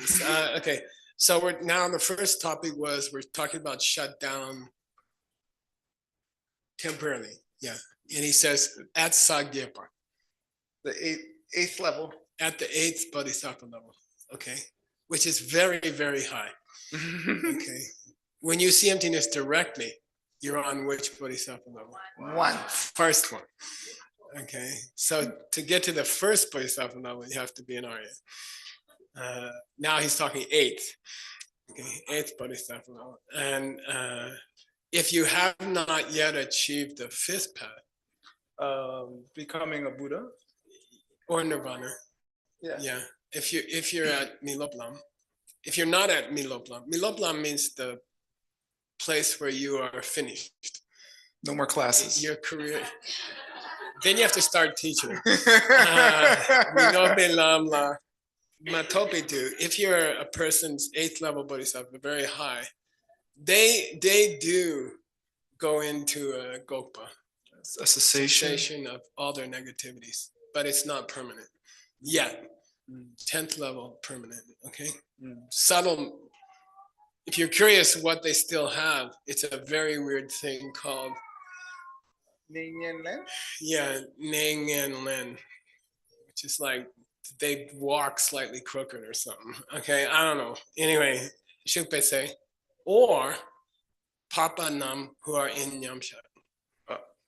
Aryas while they're in there meditating on emptiness. Yeah, because when an Arya is meditating on emptiness directly, it normally lasts about 20 minutes. 20 minutes because the karma is too expensive.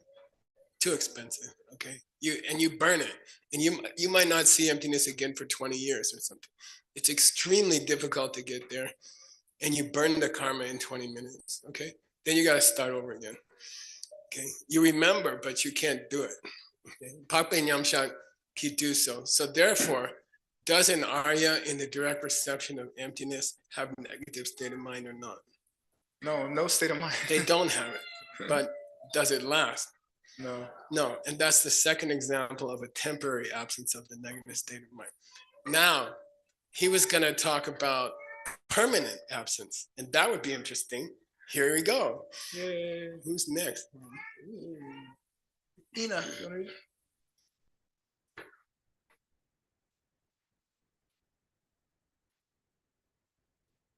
Nice. Thank you. Nipani wantope chanchup sempa sagiepa yanche dan nyanran trichompa namso. Nice. Yep. Nice pronunciation. Perfect. By the way, we're going 10 minutes over. I don't care. If you have to pee, just do it there. Okay. That's what Shishuma does. Yeah, we got extra diapers. Okay. Then there's a special 8th level bodhisattva called Wang Topa. Say Wang Topa. They're called who have achieved power. And those guys and on up, level 9, level 10, 11 if you count that. They have a, what kind of nyunyi? They have one that's been cut. Yeah, permanently disabled, permanently turned off. Yeah. Okay, it will not come back. Okay, if it's a new Arya, his or her nyunyi will come back as soon as they come out of their emptiness perception. But if you reach 8th level and you're called powerful Bodhi, power Wangtopa, special kind of bodhisattva, they don't have it anymore. Also, Dachombas don't have it anymore. Arhats. Yeah, and they could even be Nyentas and Rangya. Listeners or self-made Buddhas. Which means non-bodhisattva arhats. Okay, you can reach nirvana without reaching bodhicitta. Okay, it is possible. You can eliminate your personal negative emotions forever without caring about other people very much. Okay, it's possible. Like physicists or somebody like that who really understands physics without caring, even willing to test a nuclear weapon, not knowing if it would light the atmosphere on fire, which is about 50 miles east of here where they did it. Okay, they still have great insight into emptiness. Okay, they understand some things. So he says those people don't have negative state of mind anymore, but they're not Buddha yet. Okay. All right, here we go. Okay. Yay, Ken.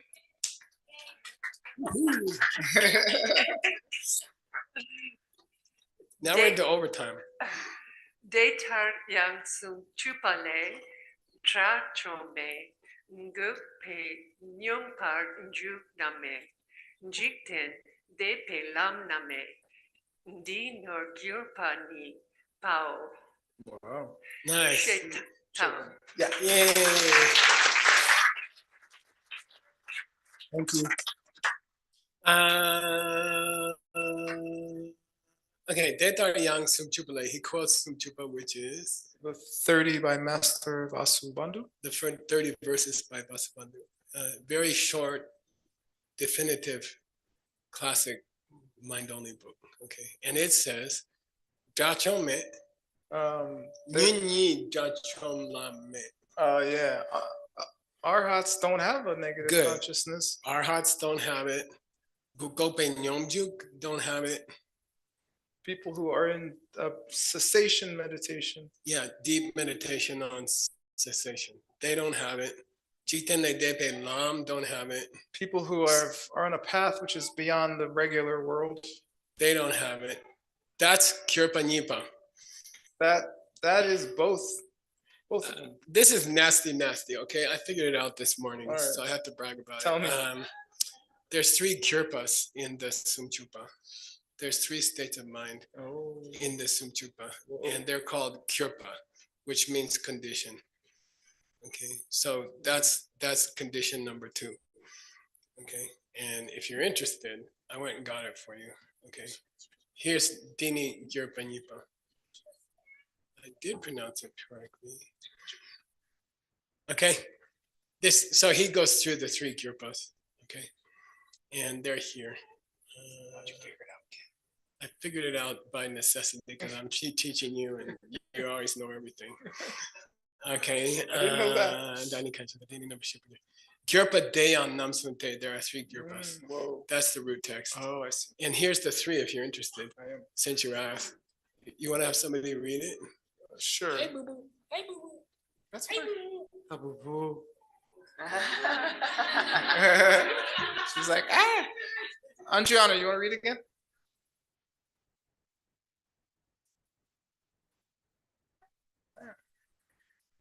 Nampar Mindang, Ngar Sam Dang, Yula Nampar Rigpao.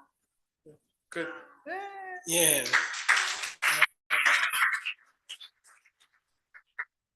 So it's a state of mind which is a maturation, a state of mind which is holding on to me, and the state of mind which is focusing on objects Can you guess what these are divisions of? This is divisions of how the nyuni More. in The terms- second one is nyunyi. Ngarsem is second. Oh, Gyopa. Nampar Minpa? Is it kunshi? Is it nyuni and Yeah. and Number member is kunshi. yeah, Ngarsem is nyuni nyunyi. Yula number ripa? is the regular mind. 6. Yeah. Yeah. So Well- this is a summary of the 8 in three variations. Wow. He calls it variation 1, variation 2, variation 3. Totally weird. Totally incomprehensible. Okay. So he says that's variation number 2. Okay. What's variation number 2? Dini Jupanipo. That finishes my summary of when people do not ultimately have a nyuni anymore. Bigger. At all? Kirpa is nyunyi itself. They have gotten rid of the nyuni altogether? No, it's ngarsem. The second state of the mind only school, what's called second state, is nyunyi. Mm-hmm. Got it? Okay? Yeah. Second state is nyunyi. So that verse says, blah, blah, blah, blah. That finishes my presentation of nyunyi. Oh, really? Yeah. And Thank now I'll God. go on to something else. Okay. He's quoting Vasubandhu. Vasubandhu said, telling you the location of negative consciousness and telling you when you can shut it down temporarily and permanently concludes my discussion of negative consciousness. We're hoping that Tsongkhapa is following it. Yeah. Okay. But he might have something more difficult after that. That concludes the second state. That's all. Okay. Okay, here we go. Good job. Yeah, that's what you pay me for. All right, who's next? I don't know. Who wants to read? Who you pointing at? I don't know. There's all kinds of pointing going on. Whoever wants to stand up. Okay, go ahead. Follow the bouncing ball. Yeah, thank you. Kunle Chun Suyang, Chun Suyang, yeah. I Kang Shena can do talk to Blumsen Pei Dak Ni Tang Good. Kun Shi Nam Par Shepala Mi Pa Tang Good. Nyon Mong Pa Shipo Tang Tu Ta Pa Tang Tawa. Tawa Tang Dakla Chapa Tang Now Nyam Pai Pai Na Gyao Tang Good. Marikpa Supa Tang Pate. Okay.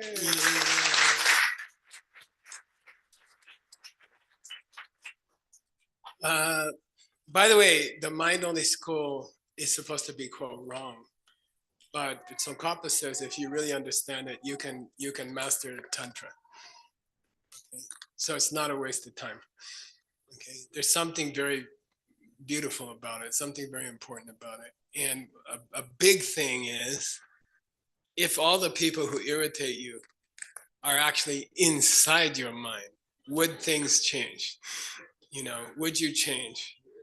You know, if I say they're not a pen, they're not coming from you, they are you, they're in you, you're looking at yourself, then probably your practice would improve a little bit. I don't know. Okay, Kunle Tusuyang. The Samuchaya also says. Yeah, who wrote that? Stanley. Abhidharma Samuchaya. We're going to study that on Saturday. That's Stanley's text found in the Dinhuang caves in the Gobi Desert. Okay. So Kunle Tusuyang, Yi Kanshina.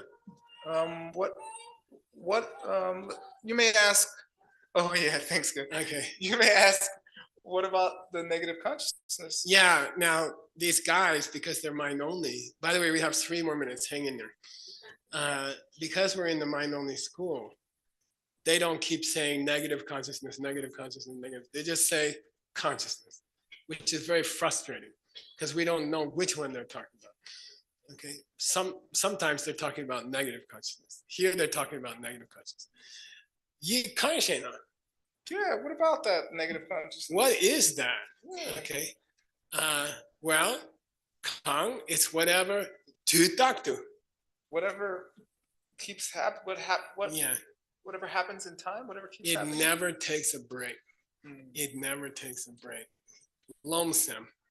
It's diluted. Yeah, it's crazy. It's insane. It's a part of your mind which is insane. When you look at other people and say, I don't like them, you're not just stupid, you're insane. Okay? That make a good song. Ben Gibson. You're not just stupid, you're insane. Okay. Yeah, because so Lam Sembe Dagni. Dagni means here, it just means it's an entity, which is totally diluted. It is Mikpa at Kunshi number Shepa.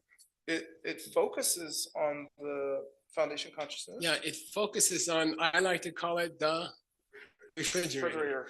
It focuses on a part of your mind where all your karmic seeds are stored.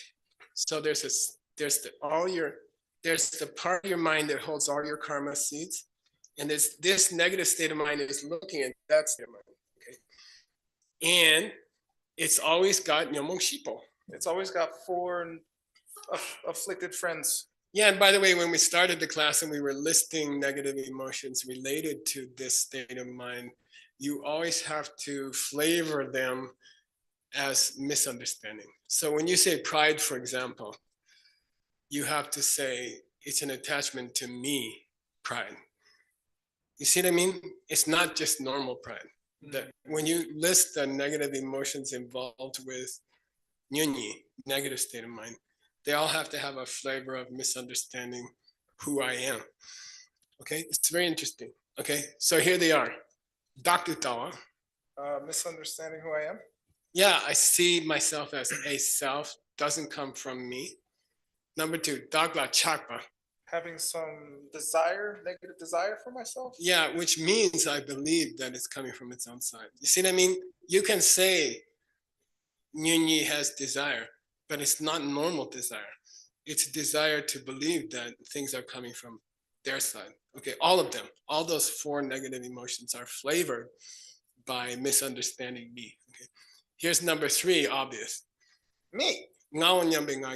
A pride that just thinks, me, I'm awesome. There's a form of pride called I'm the king.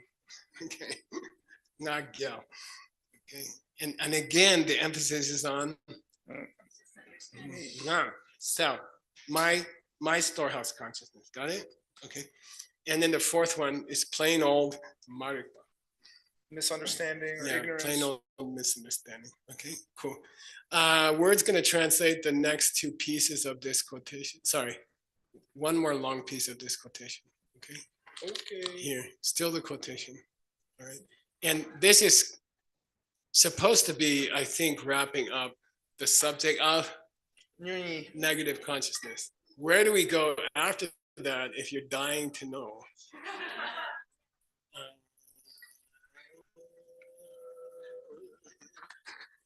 Wow, there's a little bit here. Yeah. Those are the notes. Yeah, well, there's still a little bit. Yeah. Okay. We got some time. Yeah. But that's too short for you, so I would do that and the next one. Okay.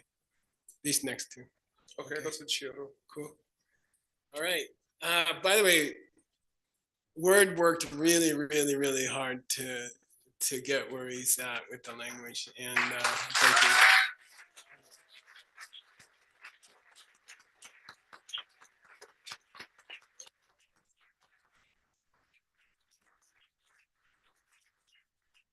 And I think he has proven that he can teach anyone to read.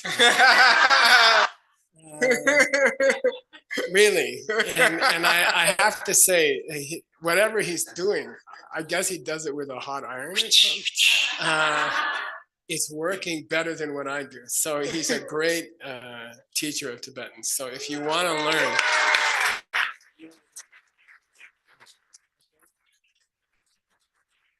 Go to his class. Go to his class. It's free and it's effective. That's the main thing. Okay. So me and Geshe have signed some books, and we're doing it as a fundraiser for the mixed nuts. So they're overpriced. Yeah. And the point is, so Nick and Ben can feed their children, me as well. And please buy some. Me and Geshe are signing them. You signed a bunch earlier. I finished. Okay. Okay, I'll sign them. I'll write your name in there with a smiley face. Talk to Lindsay. You want to say anything, Lindsay, about it?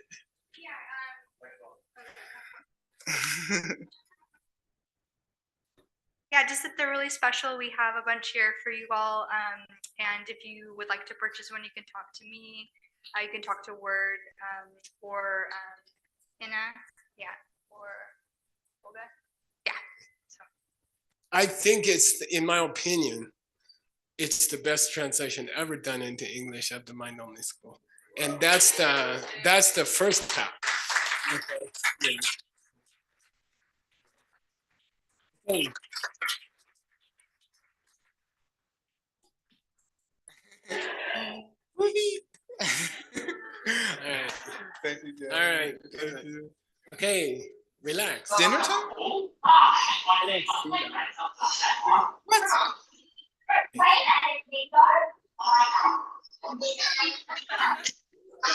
Thank you, Geshe Michael. Thanks, Word. And thank you, everybody. And just a quick announcement, there's not going to be any class with Word this evening because he's going to go eat dinner. And he's been working hard. So thanks very much. And I look forward to seeing everybody again soon at the next installment of Xuanzang's Tower.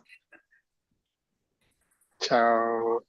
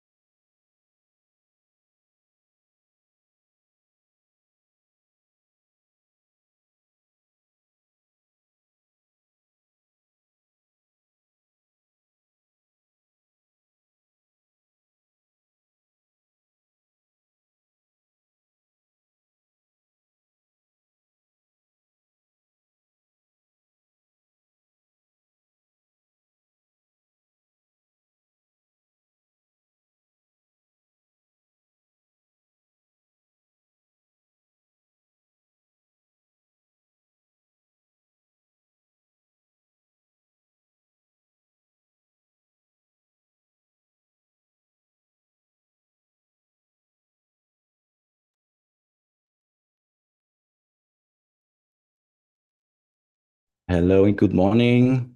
Do you hear me? Could you give me any sign if you hear me? Wonderful, Yeah. great. Hello, Marcus. Welcome. We are very happy to have you here. We're going to present you because I was just reading like before about like your curriculum, and it's so amazing. And we just want to share a little bit about you with the audience. So first of all, welcome. Thank you for being with us. And now I will share with you about Marcus. Marcus is a musician and a music teacher from Austria near Vienna. He studied jazz, saxophone, and pedagogy at the Conservatory of Vienna, and he had a scholarship at Berklee College of Music in Boston. As a musician and also as a composer, he has performed numerous concerts in Europe and around the world. And he works in a studio as a musician, arranger, composer, lead musician, and graduate music education. Marcus, he trained as a certificate Shih Tzu practitioner and had his own practice for many years. Marcus has been studying the health effects of sound frequencies on humans for many years. And this is my favorite part. In 2014, he started taking the 18 courses of ACI, and in 2019, he completed 3 ACI teacher training. Since then, he has taught for ACI teacher training in Europe and in several ACI courses in many studios group. I will slow down. So the wisdom of ACI has helped Marcus to change his life, and he has improved relationships and planting seeds for success in his musician career. Right now, Marcus lives in an international housing project, Mali, in Austria. So welcome, Marcus, and thank you for sharing this time. Thank you so much for introducing, and good morning in my case. Good afternoon and good night for the people who have like 8 o'clock at night. I hope you are well, and I hope you have a great time at this wonderful Lamrim with Geshe. And really thank you for organizing all these great possibilities to watch it from Europe, because I'm now at home and I can't be in America. So it is really great to have this great opportunity to be there and watch all the great teachings. Thanks so much. So for me there is one question about the questions. There is someone here who is in charge of all the question answers which are in the spreadsheet, because for me it was like there were no new questions coming up in the spreadsheet for today's Q&A. So I don't know if we have any questions live, or maybe you can help me, because there are some questions for Geshe and some for Venerable Kadin and Christina. So whatever question you have from live here from the teachings, please let me know and I try to answer as good as I can. This is okay. So good morning. This is a question from one girl. She asked, I have a goal, a wish at the celebration of Medicine Buddha 2023 was from my mom becoming healthy, namely walking independently and become happy about it. She broke her joint and they put her artificial, okay. She has had disease since childhood. It began with clubfoot. She walks on sticks, and about 10 years ago, and I myself do not know And I myself, I have to wear my glasses, it's better. What to believe anymore? It seems that the disease is incurable. I'm already at the end of my rope. Oh, yes. I'm sorry to hear that. And yeah, you know, let me open it again. Having health issues is always can be a problem if it's really that hard seed we experience when we experience health issues. And from my experience, when we look at our in general, and then we go a little more specific to this topic. In general, I feel when we look at our 4 main areas in our lives, which we would like to improve, like financial improvements, like meditation, wisdom, all these different kinds of areas in our lives. We all have some areas which are harder than others. Maybe someone has no problem with planting seeds for financial problems, but on the other hand, he has problems with relationships. And so everyone has his topic, which is a little bit more challenging than the others. And so in such cases, when I look back in my life, I think my hardest problem was having relationships and really working on my relationship and not getting divorced, and really coming to the point where I didn't know how to go further with that. It came back always to one point. And for me, even though the world was completely out of order and I didn't know what to do for the next step, and lost my hope in all my work and all my seeds I planted, because really I tried to plant seeds, but I didn't feel that they ripened, and they ripened in the right time, and they were like didn't show up in my life. So I was really struggling and really didn't almost believe anymore in the system. And what it comes back is always, as Geshe says, we have to remember the pan. We have to think about the pan and about the fact what the pan tells us, the fact that things are coming from us, health is coming from us.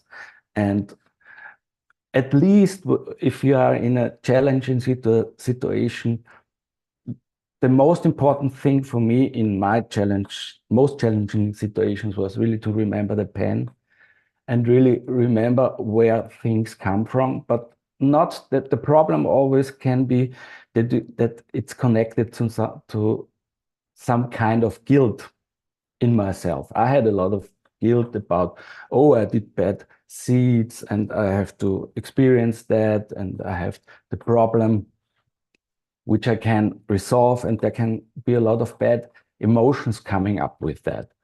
And we have to think about the fact that, does this help us if we have guilt about ourselves and guilt about what we experience? And what do we plant if we think about that in that way? And so mainly we have to stick and remember and go through the pen all the time and not feeling guilt what I experience, because otherwise, as Geshe said, I think it was in class 3, when he said, when he got the question about the war that now is a kind of third war is starting, we could get very hopeless about this situation. But when we remember the pen and we do the 4 steps and really try to help other people to improve their life and to improve their health, really it always comes in my experience, down to one point. Do I really, really rejoice in all my good seeds? I had a lot of seeds and a lot of, I thought when I was rejoicing, I don't have to rejoice because I should do that. I should help. I don't have to rejoice because rejoice is very selfish. This was a thought I had, but mainly we really have to rejoice in all the small things which improve. Small things which improve in health, where I see in my life around development in health. And this can be, if you think about getting up in the morning and feeling healthy, we can rejoice this small good deed and dedicated it to the health of the people around you, to the health of a specific person, really to the health of maybe all the people, if you want to extend it, if you want to involve bodhicitta, like wanting that all people around you won't experience any health issues. This is a much bigger view on this topic. When you think about health, is also, okay, one thing is I don't want to become unhealthy. I don't want to have any health issues. I have people around me. But actually, the bigger view on it, if you develop bodhicitta, like wishing that everyone has no suffering anymore, then you think about, okay, I want to have that everyone outside doesn't have to suffer anymore. And this is much bigger. And from my experience, to bring it on this level, the seeds are stronger. The seeds are stronger. Yeah, I mean, we could talk about this topic long because there is a lot of things going on in this question. But for now, I would say, I don't know if this person's here in the chat. Does this help a little bit with this question? Let me check in the, I have to put on gallery. Does this help for this person who asked the question? We don't know. Okay. Good morning, Marcus. I ask my friends, it's her questions, but I think it's helped. Thank you. Thank you. That's great. There is another question from Karuna. Hello, Marcus. Recently, mice appear in my house. I felt uncomfortable and I didn't like the dirt. What should I do to keep my house free of mice? That's a good question. By the way, am I too fast with speaking for the translators? Hope it is okay. Great, great. If I'm too fast, please give me a sign. I will slow down. Yeah, make something like this. Okay. So this is a good question because we had that recently. We have a retreat house here in Europe, and we had it in our retreat house to have mice there who came into our lower base of the house and yeah, and occupied some space there. And it went further that on the basement where do the retreat, we had a lot of ants coming in. I mean, it was not only one or two ants. It was like hundreds of ants are coming in. And what was interesting, it didn't appear with every person. Not every person who did retreat there saw the ants. It was only Some people experienced in their retreat, ants are coming in, and especially people who had like fear and problem with that. So they had a really challenging retreat with that, because some of them were doing a 1-month retreat, and they had all the time ants there and were doing everything.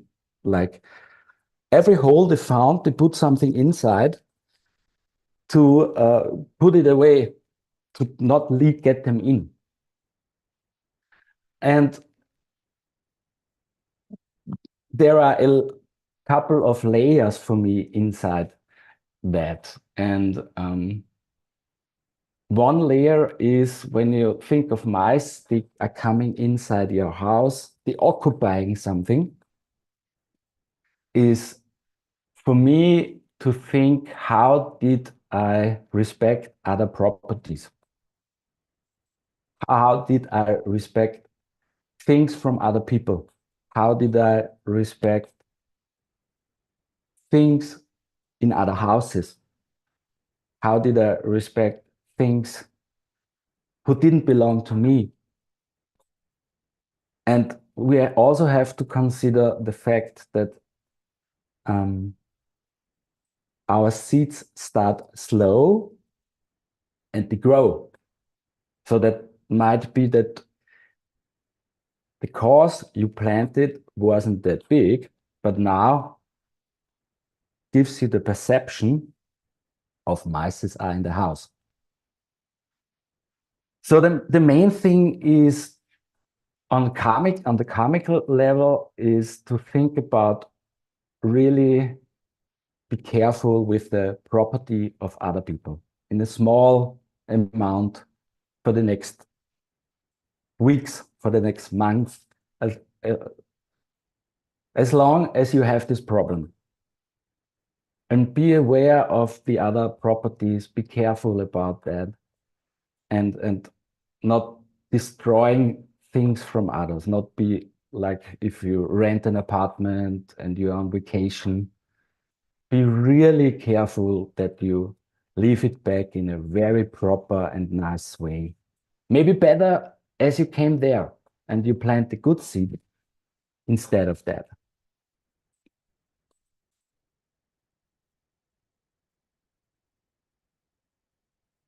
Okay. Karuna, does this answer your question?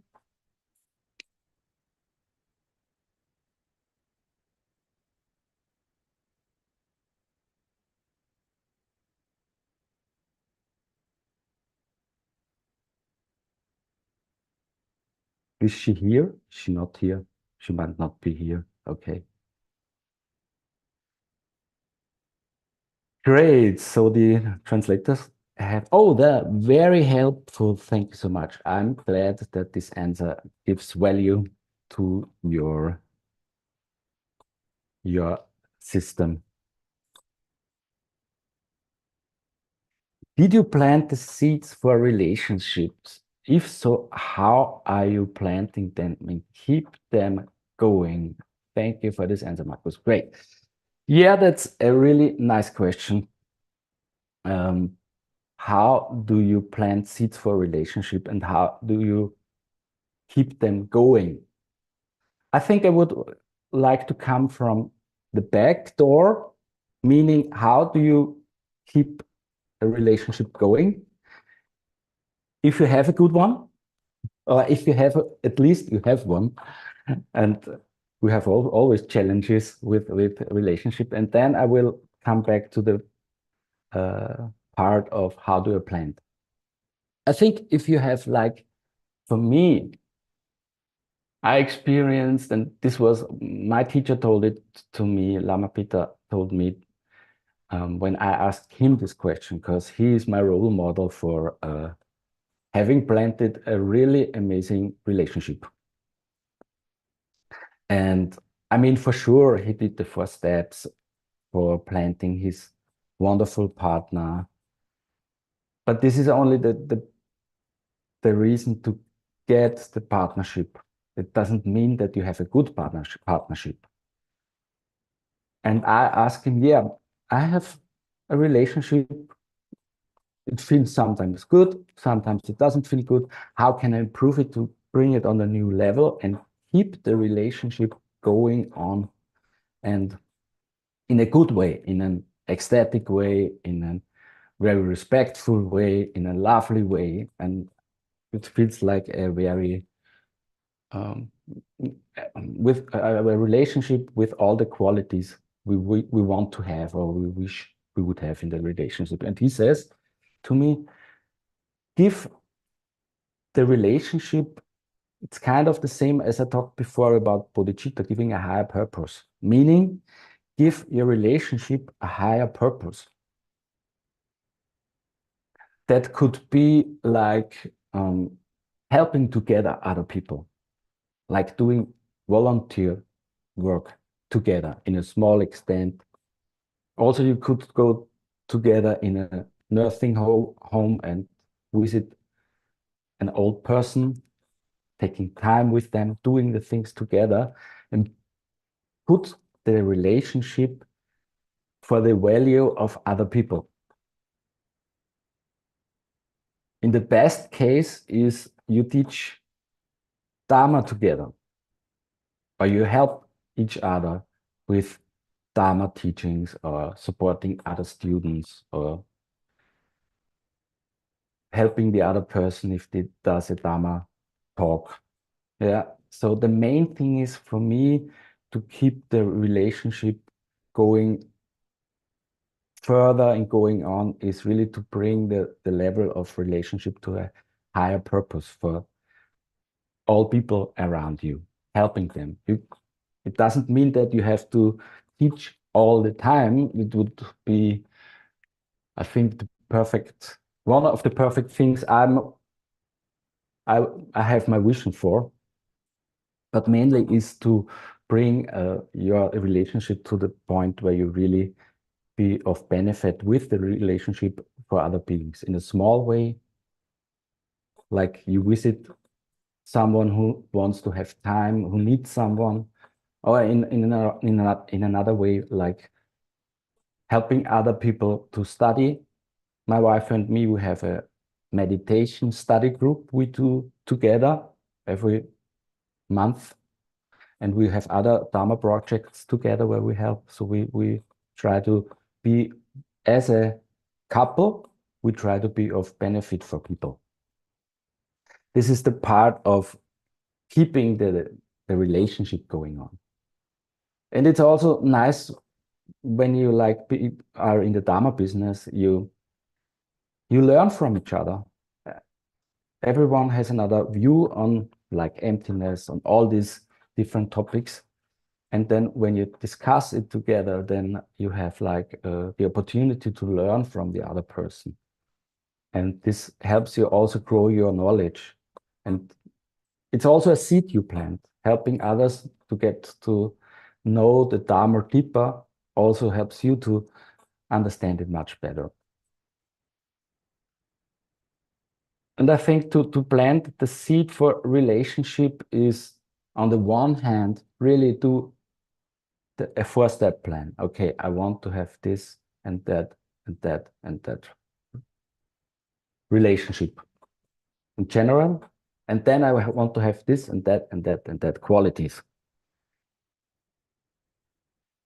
And what you do is like helping other people with relationship.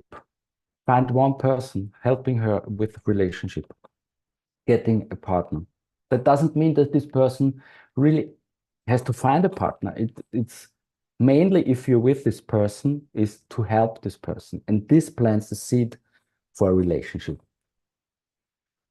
And in terms of qualities in your relationship, I think Lama Peter had a wonderful experience. He told us when he taught about relationship. He said, when I was in the pub drinking some drink and I saw a football match, and he was like in that time in Sweden, and he saw Sweden playing against another team, and they like shot a goal and they were like screaming, yeah, he was like rejoicing in this ecstatic moment and said, this I want to have in my relationship.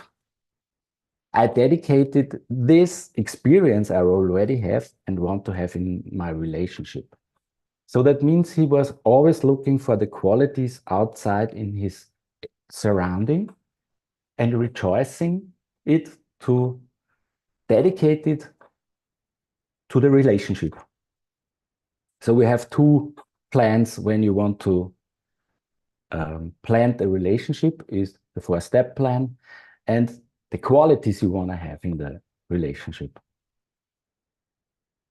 And the one is really helping another person, and the other part is looking in your area. When you find someone, you say, oh, I like this quality. I rejoice in that because I see it already.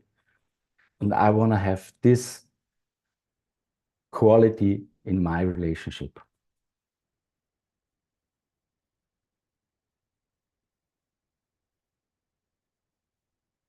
Okay, helpful?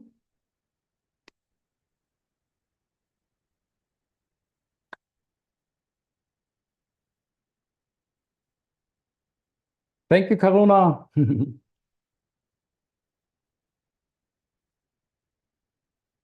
Yeah, please, if you have questions, raise your hands and we will listen to your question. JK. Hello, Marcus. Hello. Thank you for being with us. It's lovely to meet you. Thank you for your beautiful answers. Yeah, I'm curious about your question. Thank you. When you're in retreat and found that you're in difficult moments where you feel inadequacies and all that yuck stuff comes up, when you're in that retreat, how do you overcome it? What are the things that you've done to move forward from that experience so that you can find the joy again in your retreat? That's wow, it gives me goosebumps if you tell me this question. It's really a wonderful question. And I think there are for sure general answers for that, but some of them you have to adjust for yourself and your person, because everyone is different. And for me, it was like having advices from my teachers and then experimenting with them, what works for me and what doesn't work that well. But mainly, when you are in retreat, generally speaking, try to get an attitude of being kind and lovely to yourself. Don't push yourself like hard. I mean, you have your schedule and you want to like do your schedule and you want to stick to the schedule. And when I have a schedule, I want to stick very clearly and want to go above my borders. And in some cases, it's good to stretch your mind and go in retreat and stretch yourself because you want to plant wonderful seeds if you are in retreat. But when you are coming on a point where you really feel, wow, I don't know, I want to quit. Maybe it's like having some issues with your body, having some issues with your mind, having whatever issues. If you are in a retreat, in a longer retreat, then you think, oh my God, when does it end? And yeah, I think there are teachings about Lung. Lung is a very typical topic when you do retreats, where you feel like tension in your body somewhere, or you feel overwhelmed and exhausted. And this is the point now where you have to look for what is helpful for you. For me, it was like helpful. It depends on which level I was like low. Was it a really low day? Like I can remember on days where I feel that the plug of the power was put out and I felt like no energy the whole day. And I felt it in the morning, I remember, and it was like, okay, this needs attention. I need to focus in a sense, how do I deal with that on this day? And I did adjust my schedule on it. I didn't do so much sessions. I went out to the nature. I did some stretches. It's also good if you take oily stuff to you, like olive oil, mix in salad a lot of olive oil, and you also can put sesame oil on your skin. Like this is also good to ground yourself. If you feel like you are not, you need to ground, because sometimes it's like when you're in retreat, it feels like you're a lot in your, at least I experience this, in your head and in your heart, but sometimes you lose the grounding, then you can do that. So it can be good that you do yoga, do stretchings, you make a little walk. It's also important when you do like retreat that you do the borders in a way that you have space to walk. But also it can be good to take a bath, really take a bath, sitting in the bath, warm water, and relax. And don't push yourself too much. That's the main thing. In general, it's good to have a kind attitude to yourself when you have the retreat, because we all want to stick to our schedules. And if we don't stick to that, then we didn't do a good retreat. And so, yeah, adjust to the day. And for me, it's really, when I do retreat, every day is different. It's like every day it's a surprising morning. How will the day be? And so I experienced it all the time, that every day is different. And so I have to kind of adjust every day. What do I eat? What do I feel that I have to eat? Which movements do I need? Is it yoga? Is it nature? Do I need nature? Is it, is it like, do I have to sleep more? Do I have to like adjust my schedule with one less session? Can I do all the sessions? So I think there can be times where it flows really great, but when these times come when you feel really low or have some issues, try to adjust what can help you, and what is good for this day for you. Does it help for you? Yes, thank you so much for your lovely answer. Great, thanks for the question.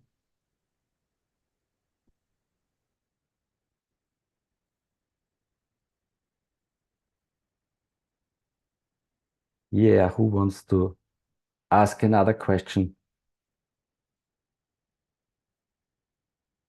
So what I want to know about you, do you do retreat in this Lamarim right now? Can you raise your hand by showing if you do retreat in this Lamarim session? Or put up a thumb up, something like that. So I have to put the thumb down. I can't do, unfortunately, this time, but hoping in summer I can do one. Okay.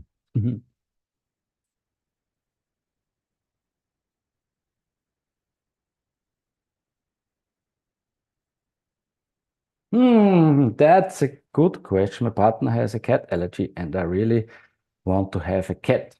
What seeds should I have? It's really interesting that that I get the questions which are very interesting for myself, because I have a cat allergy.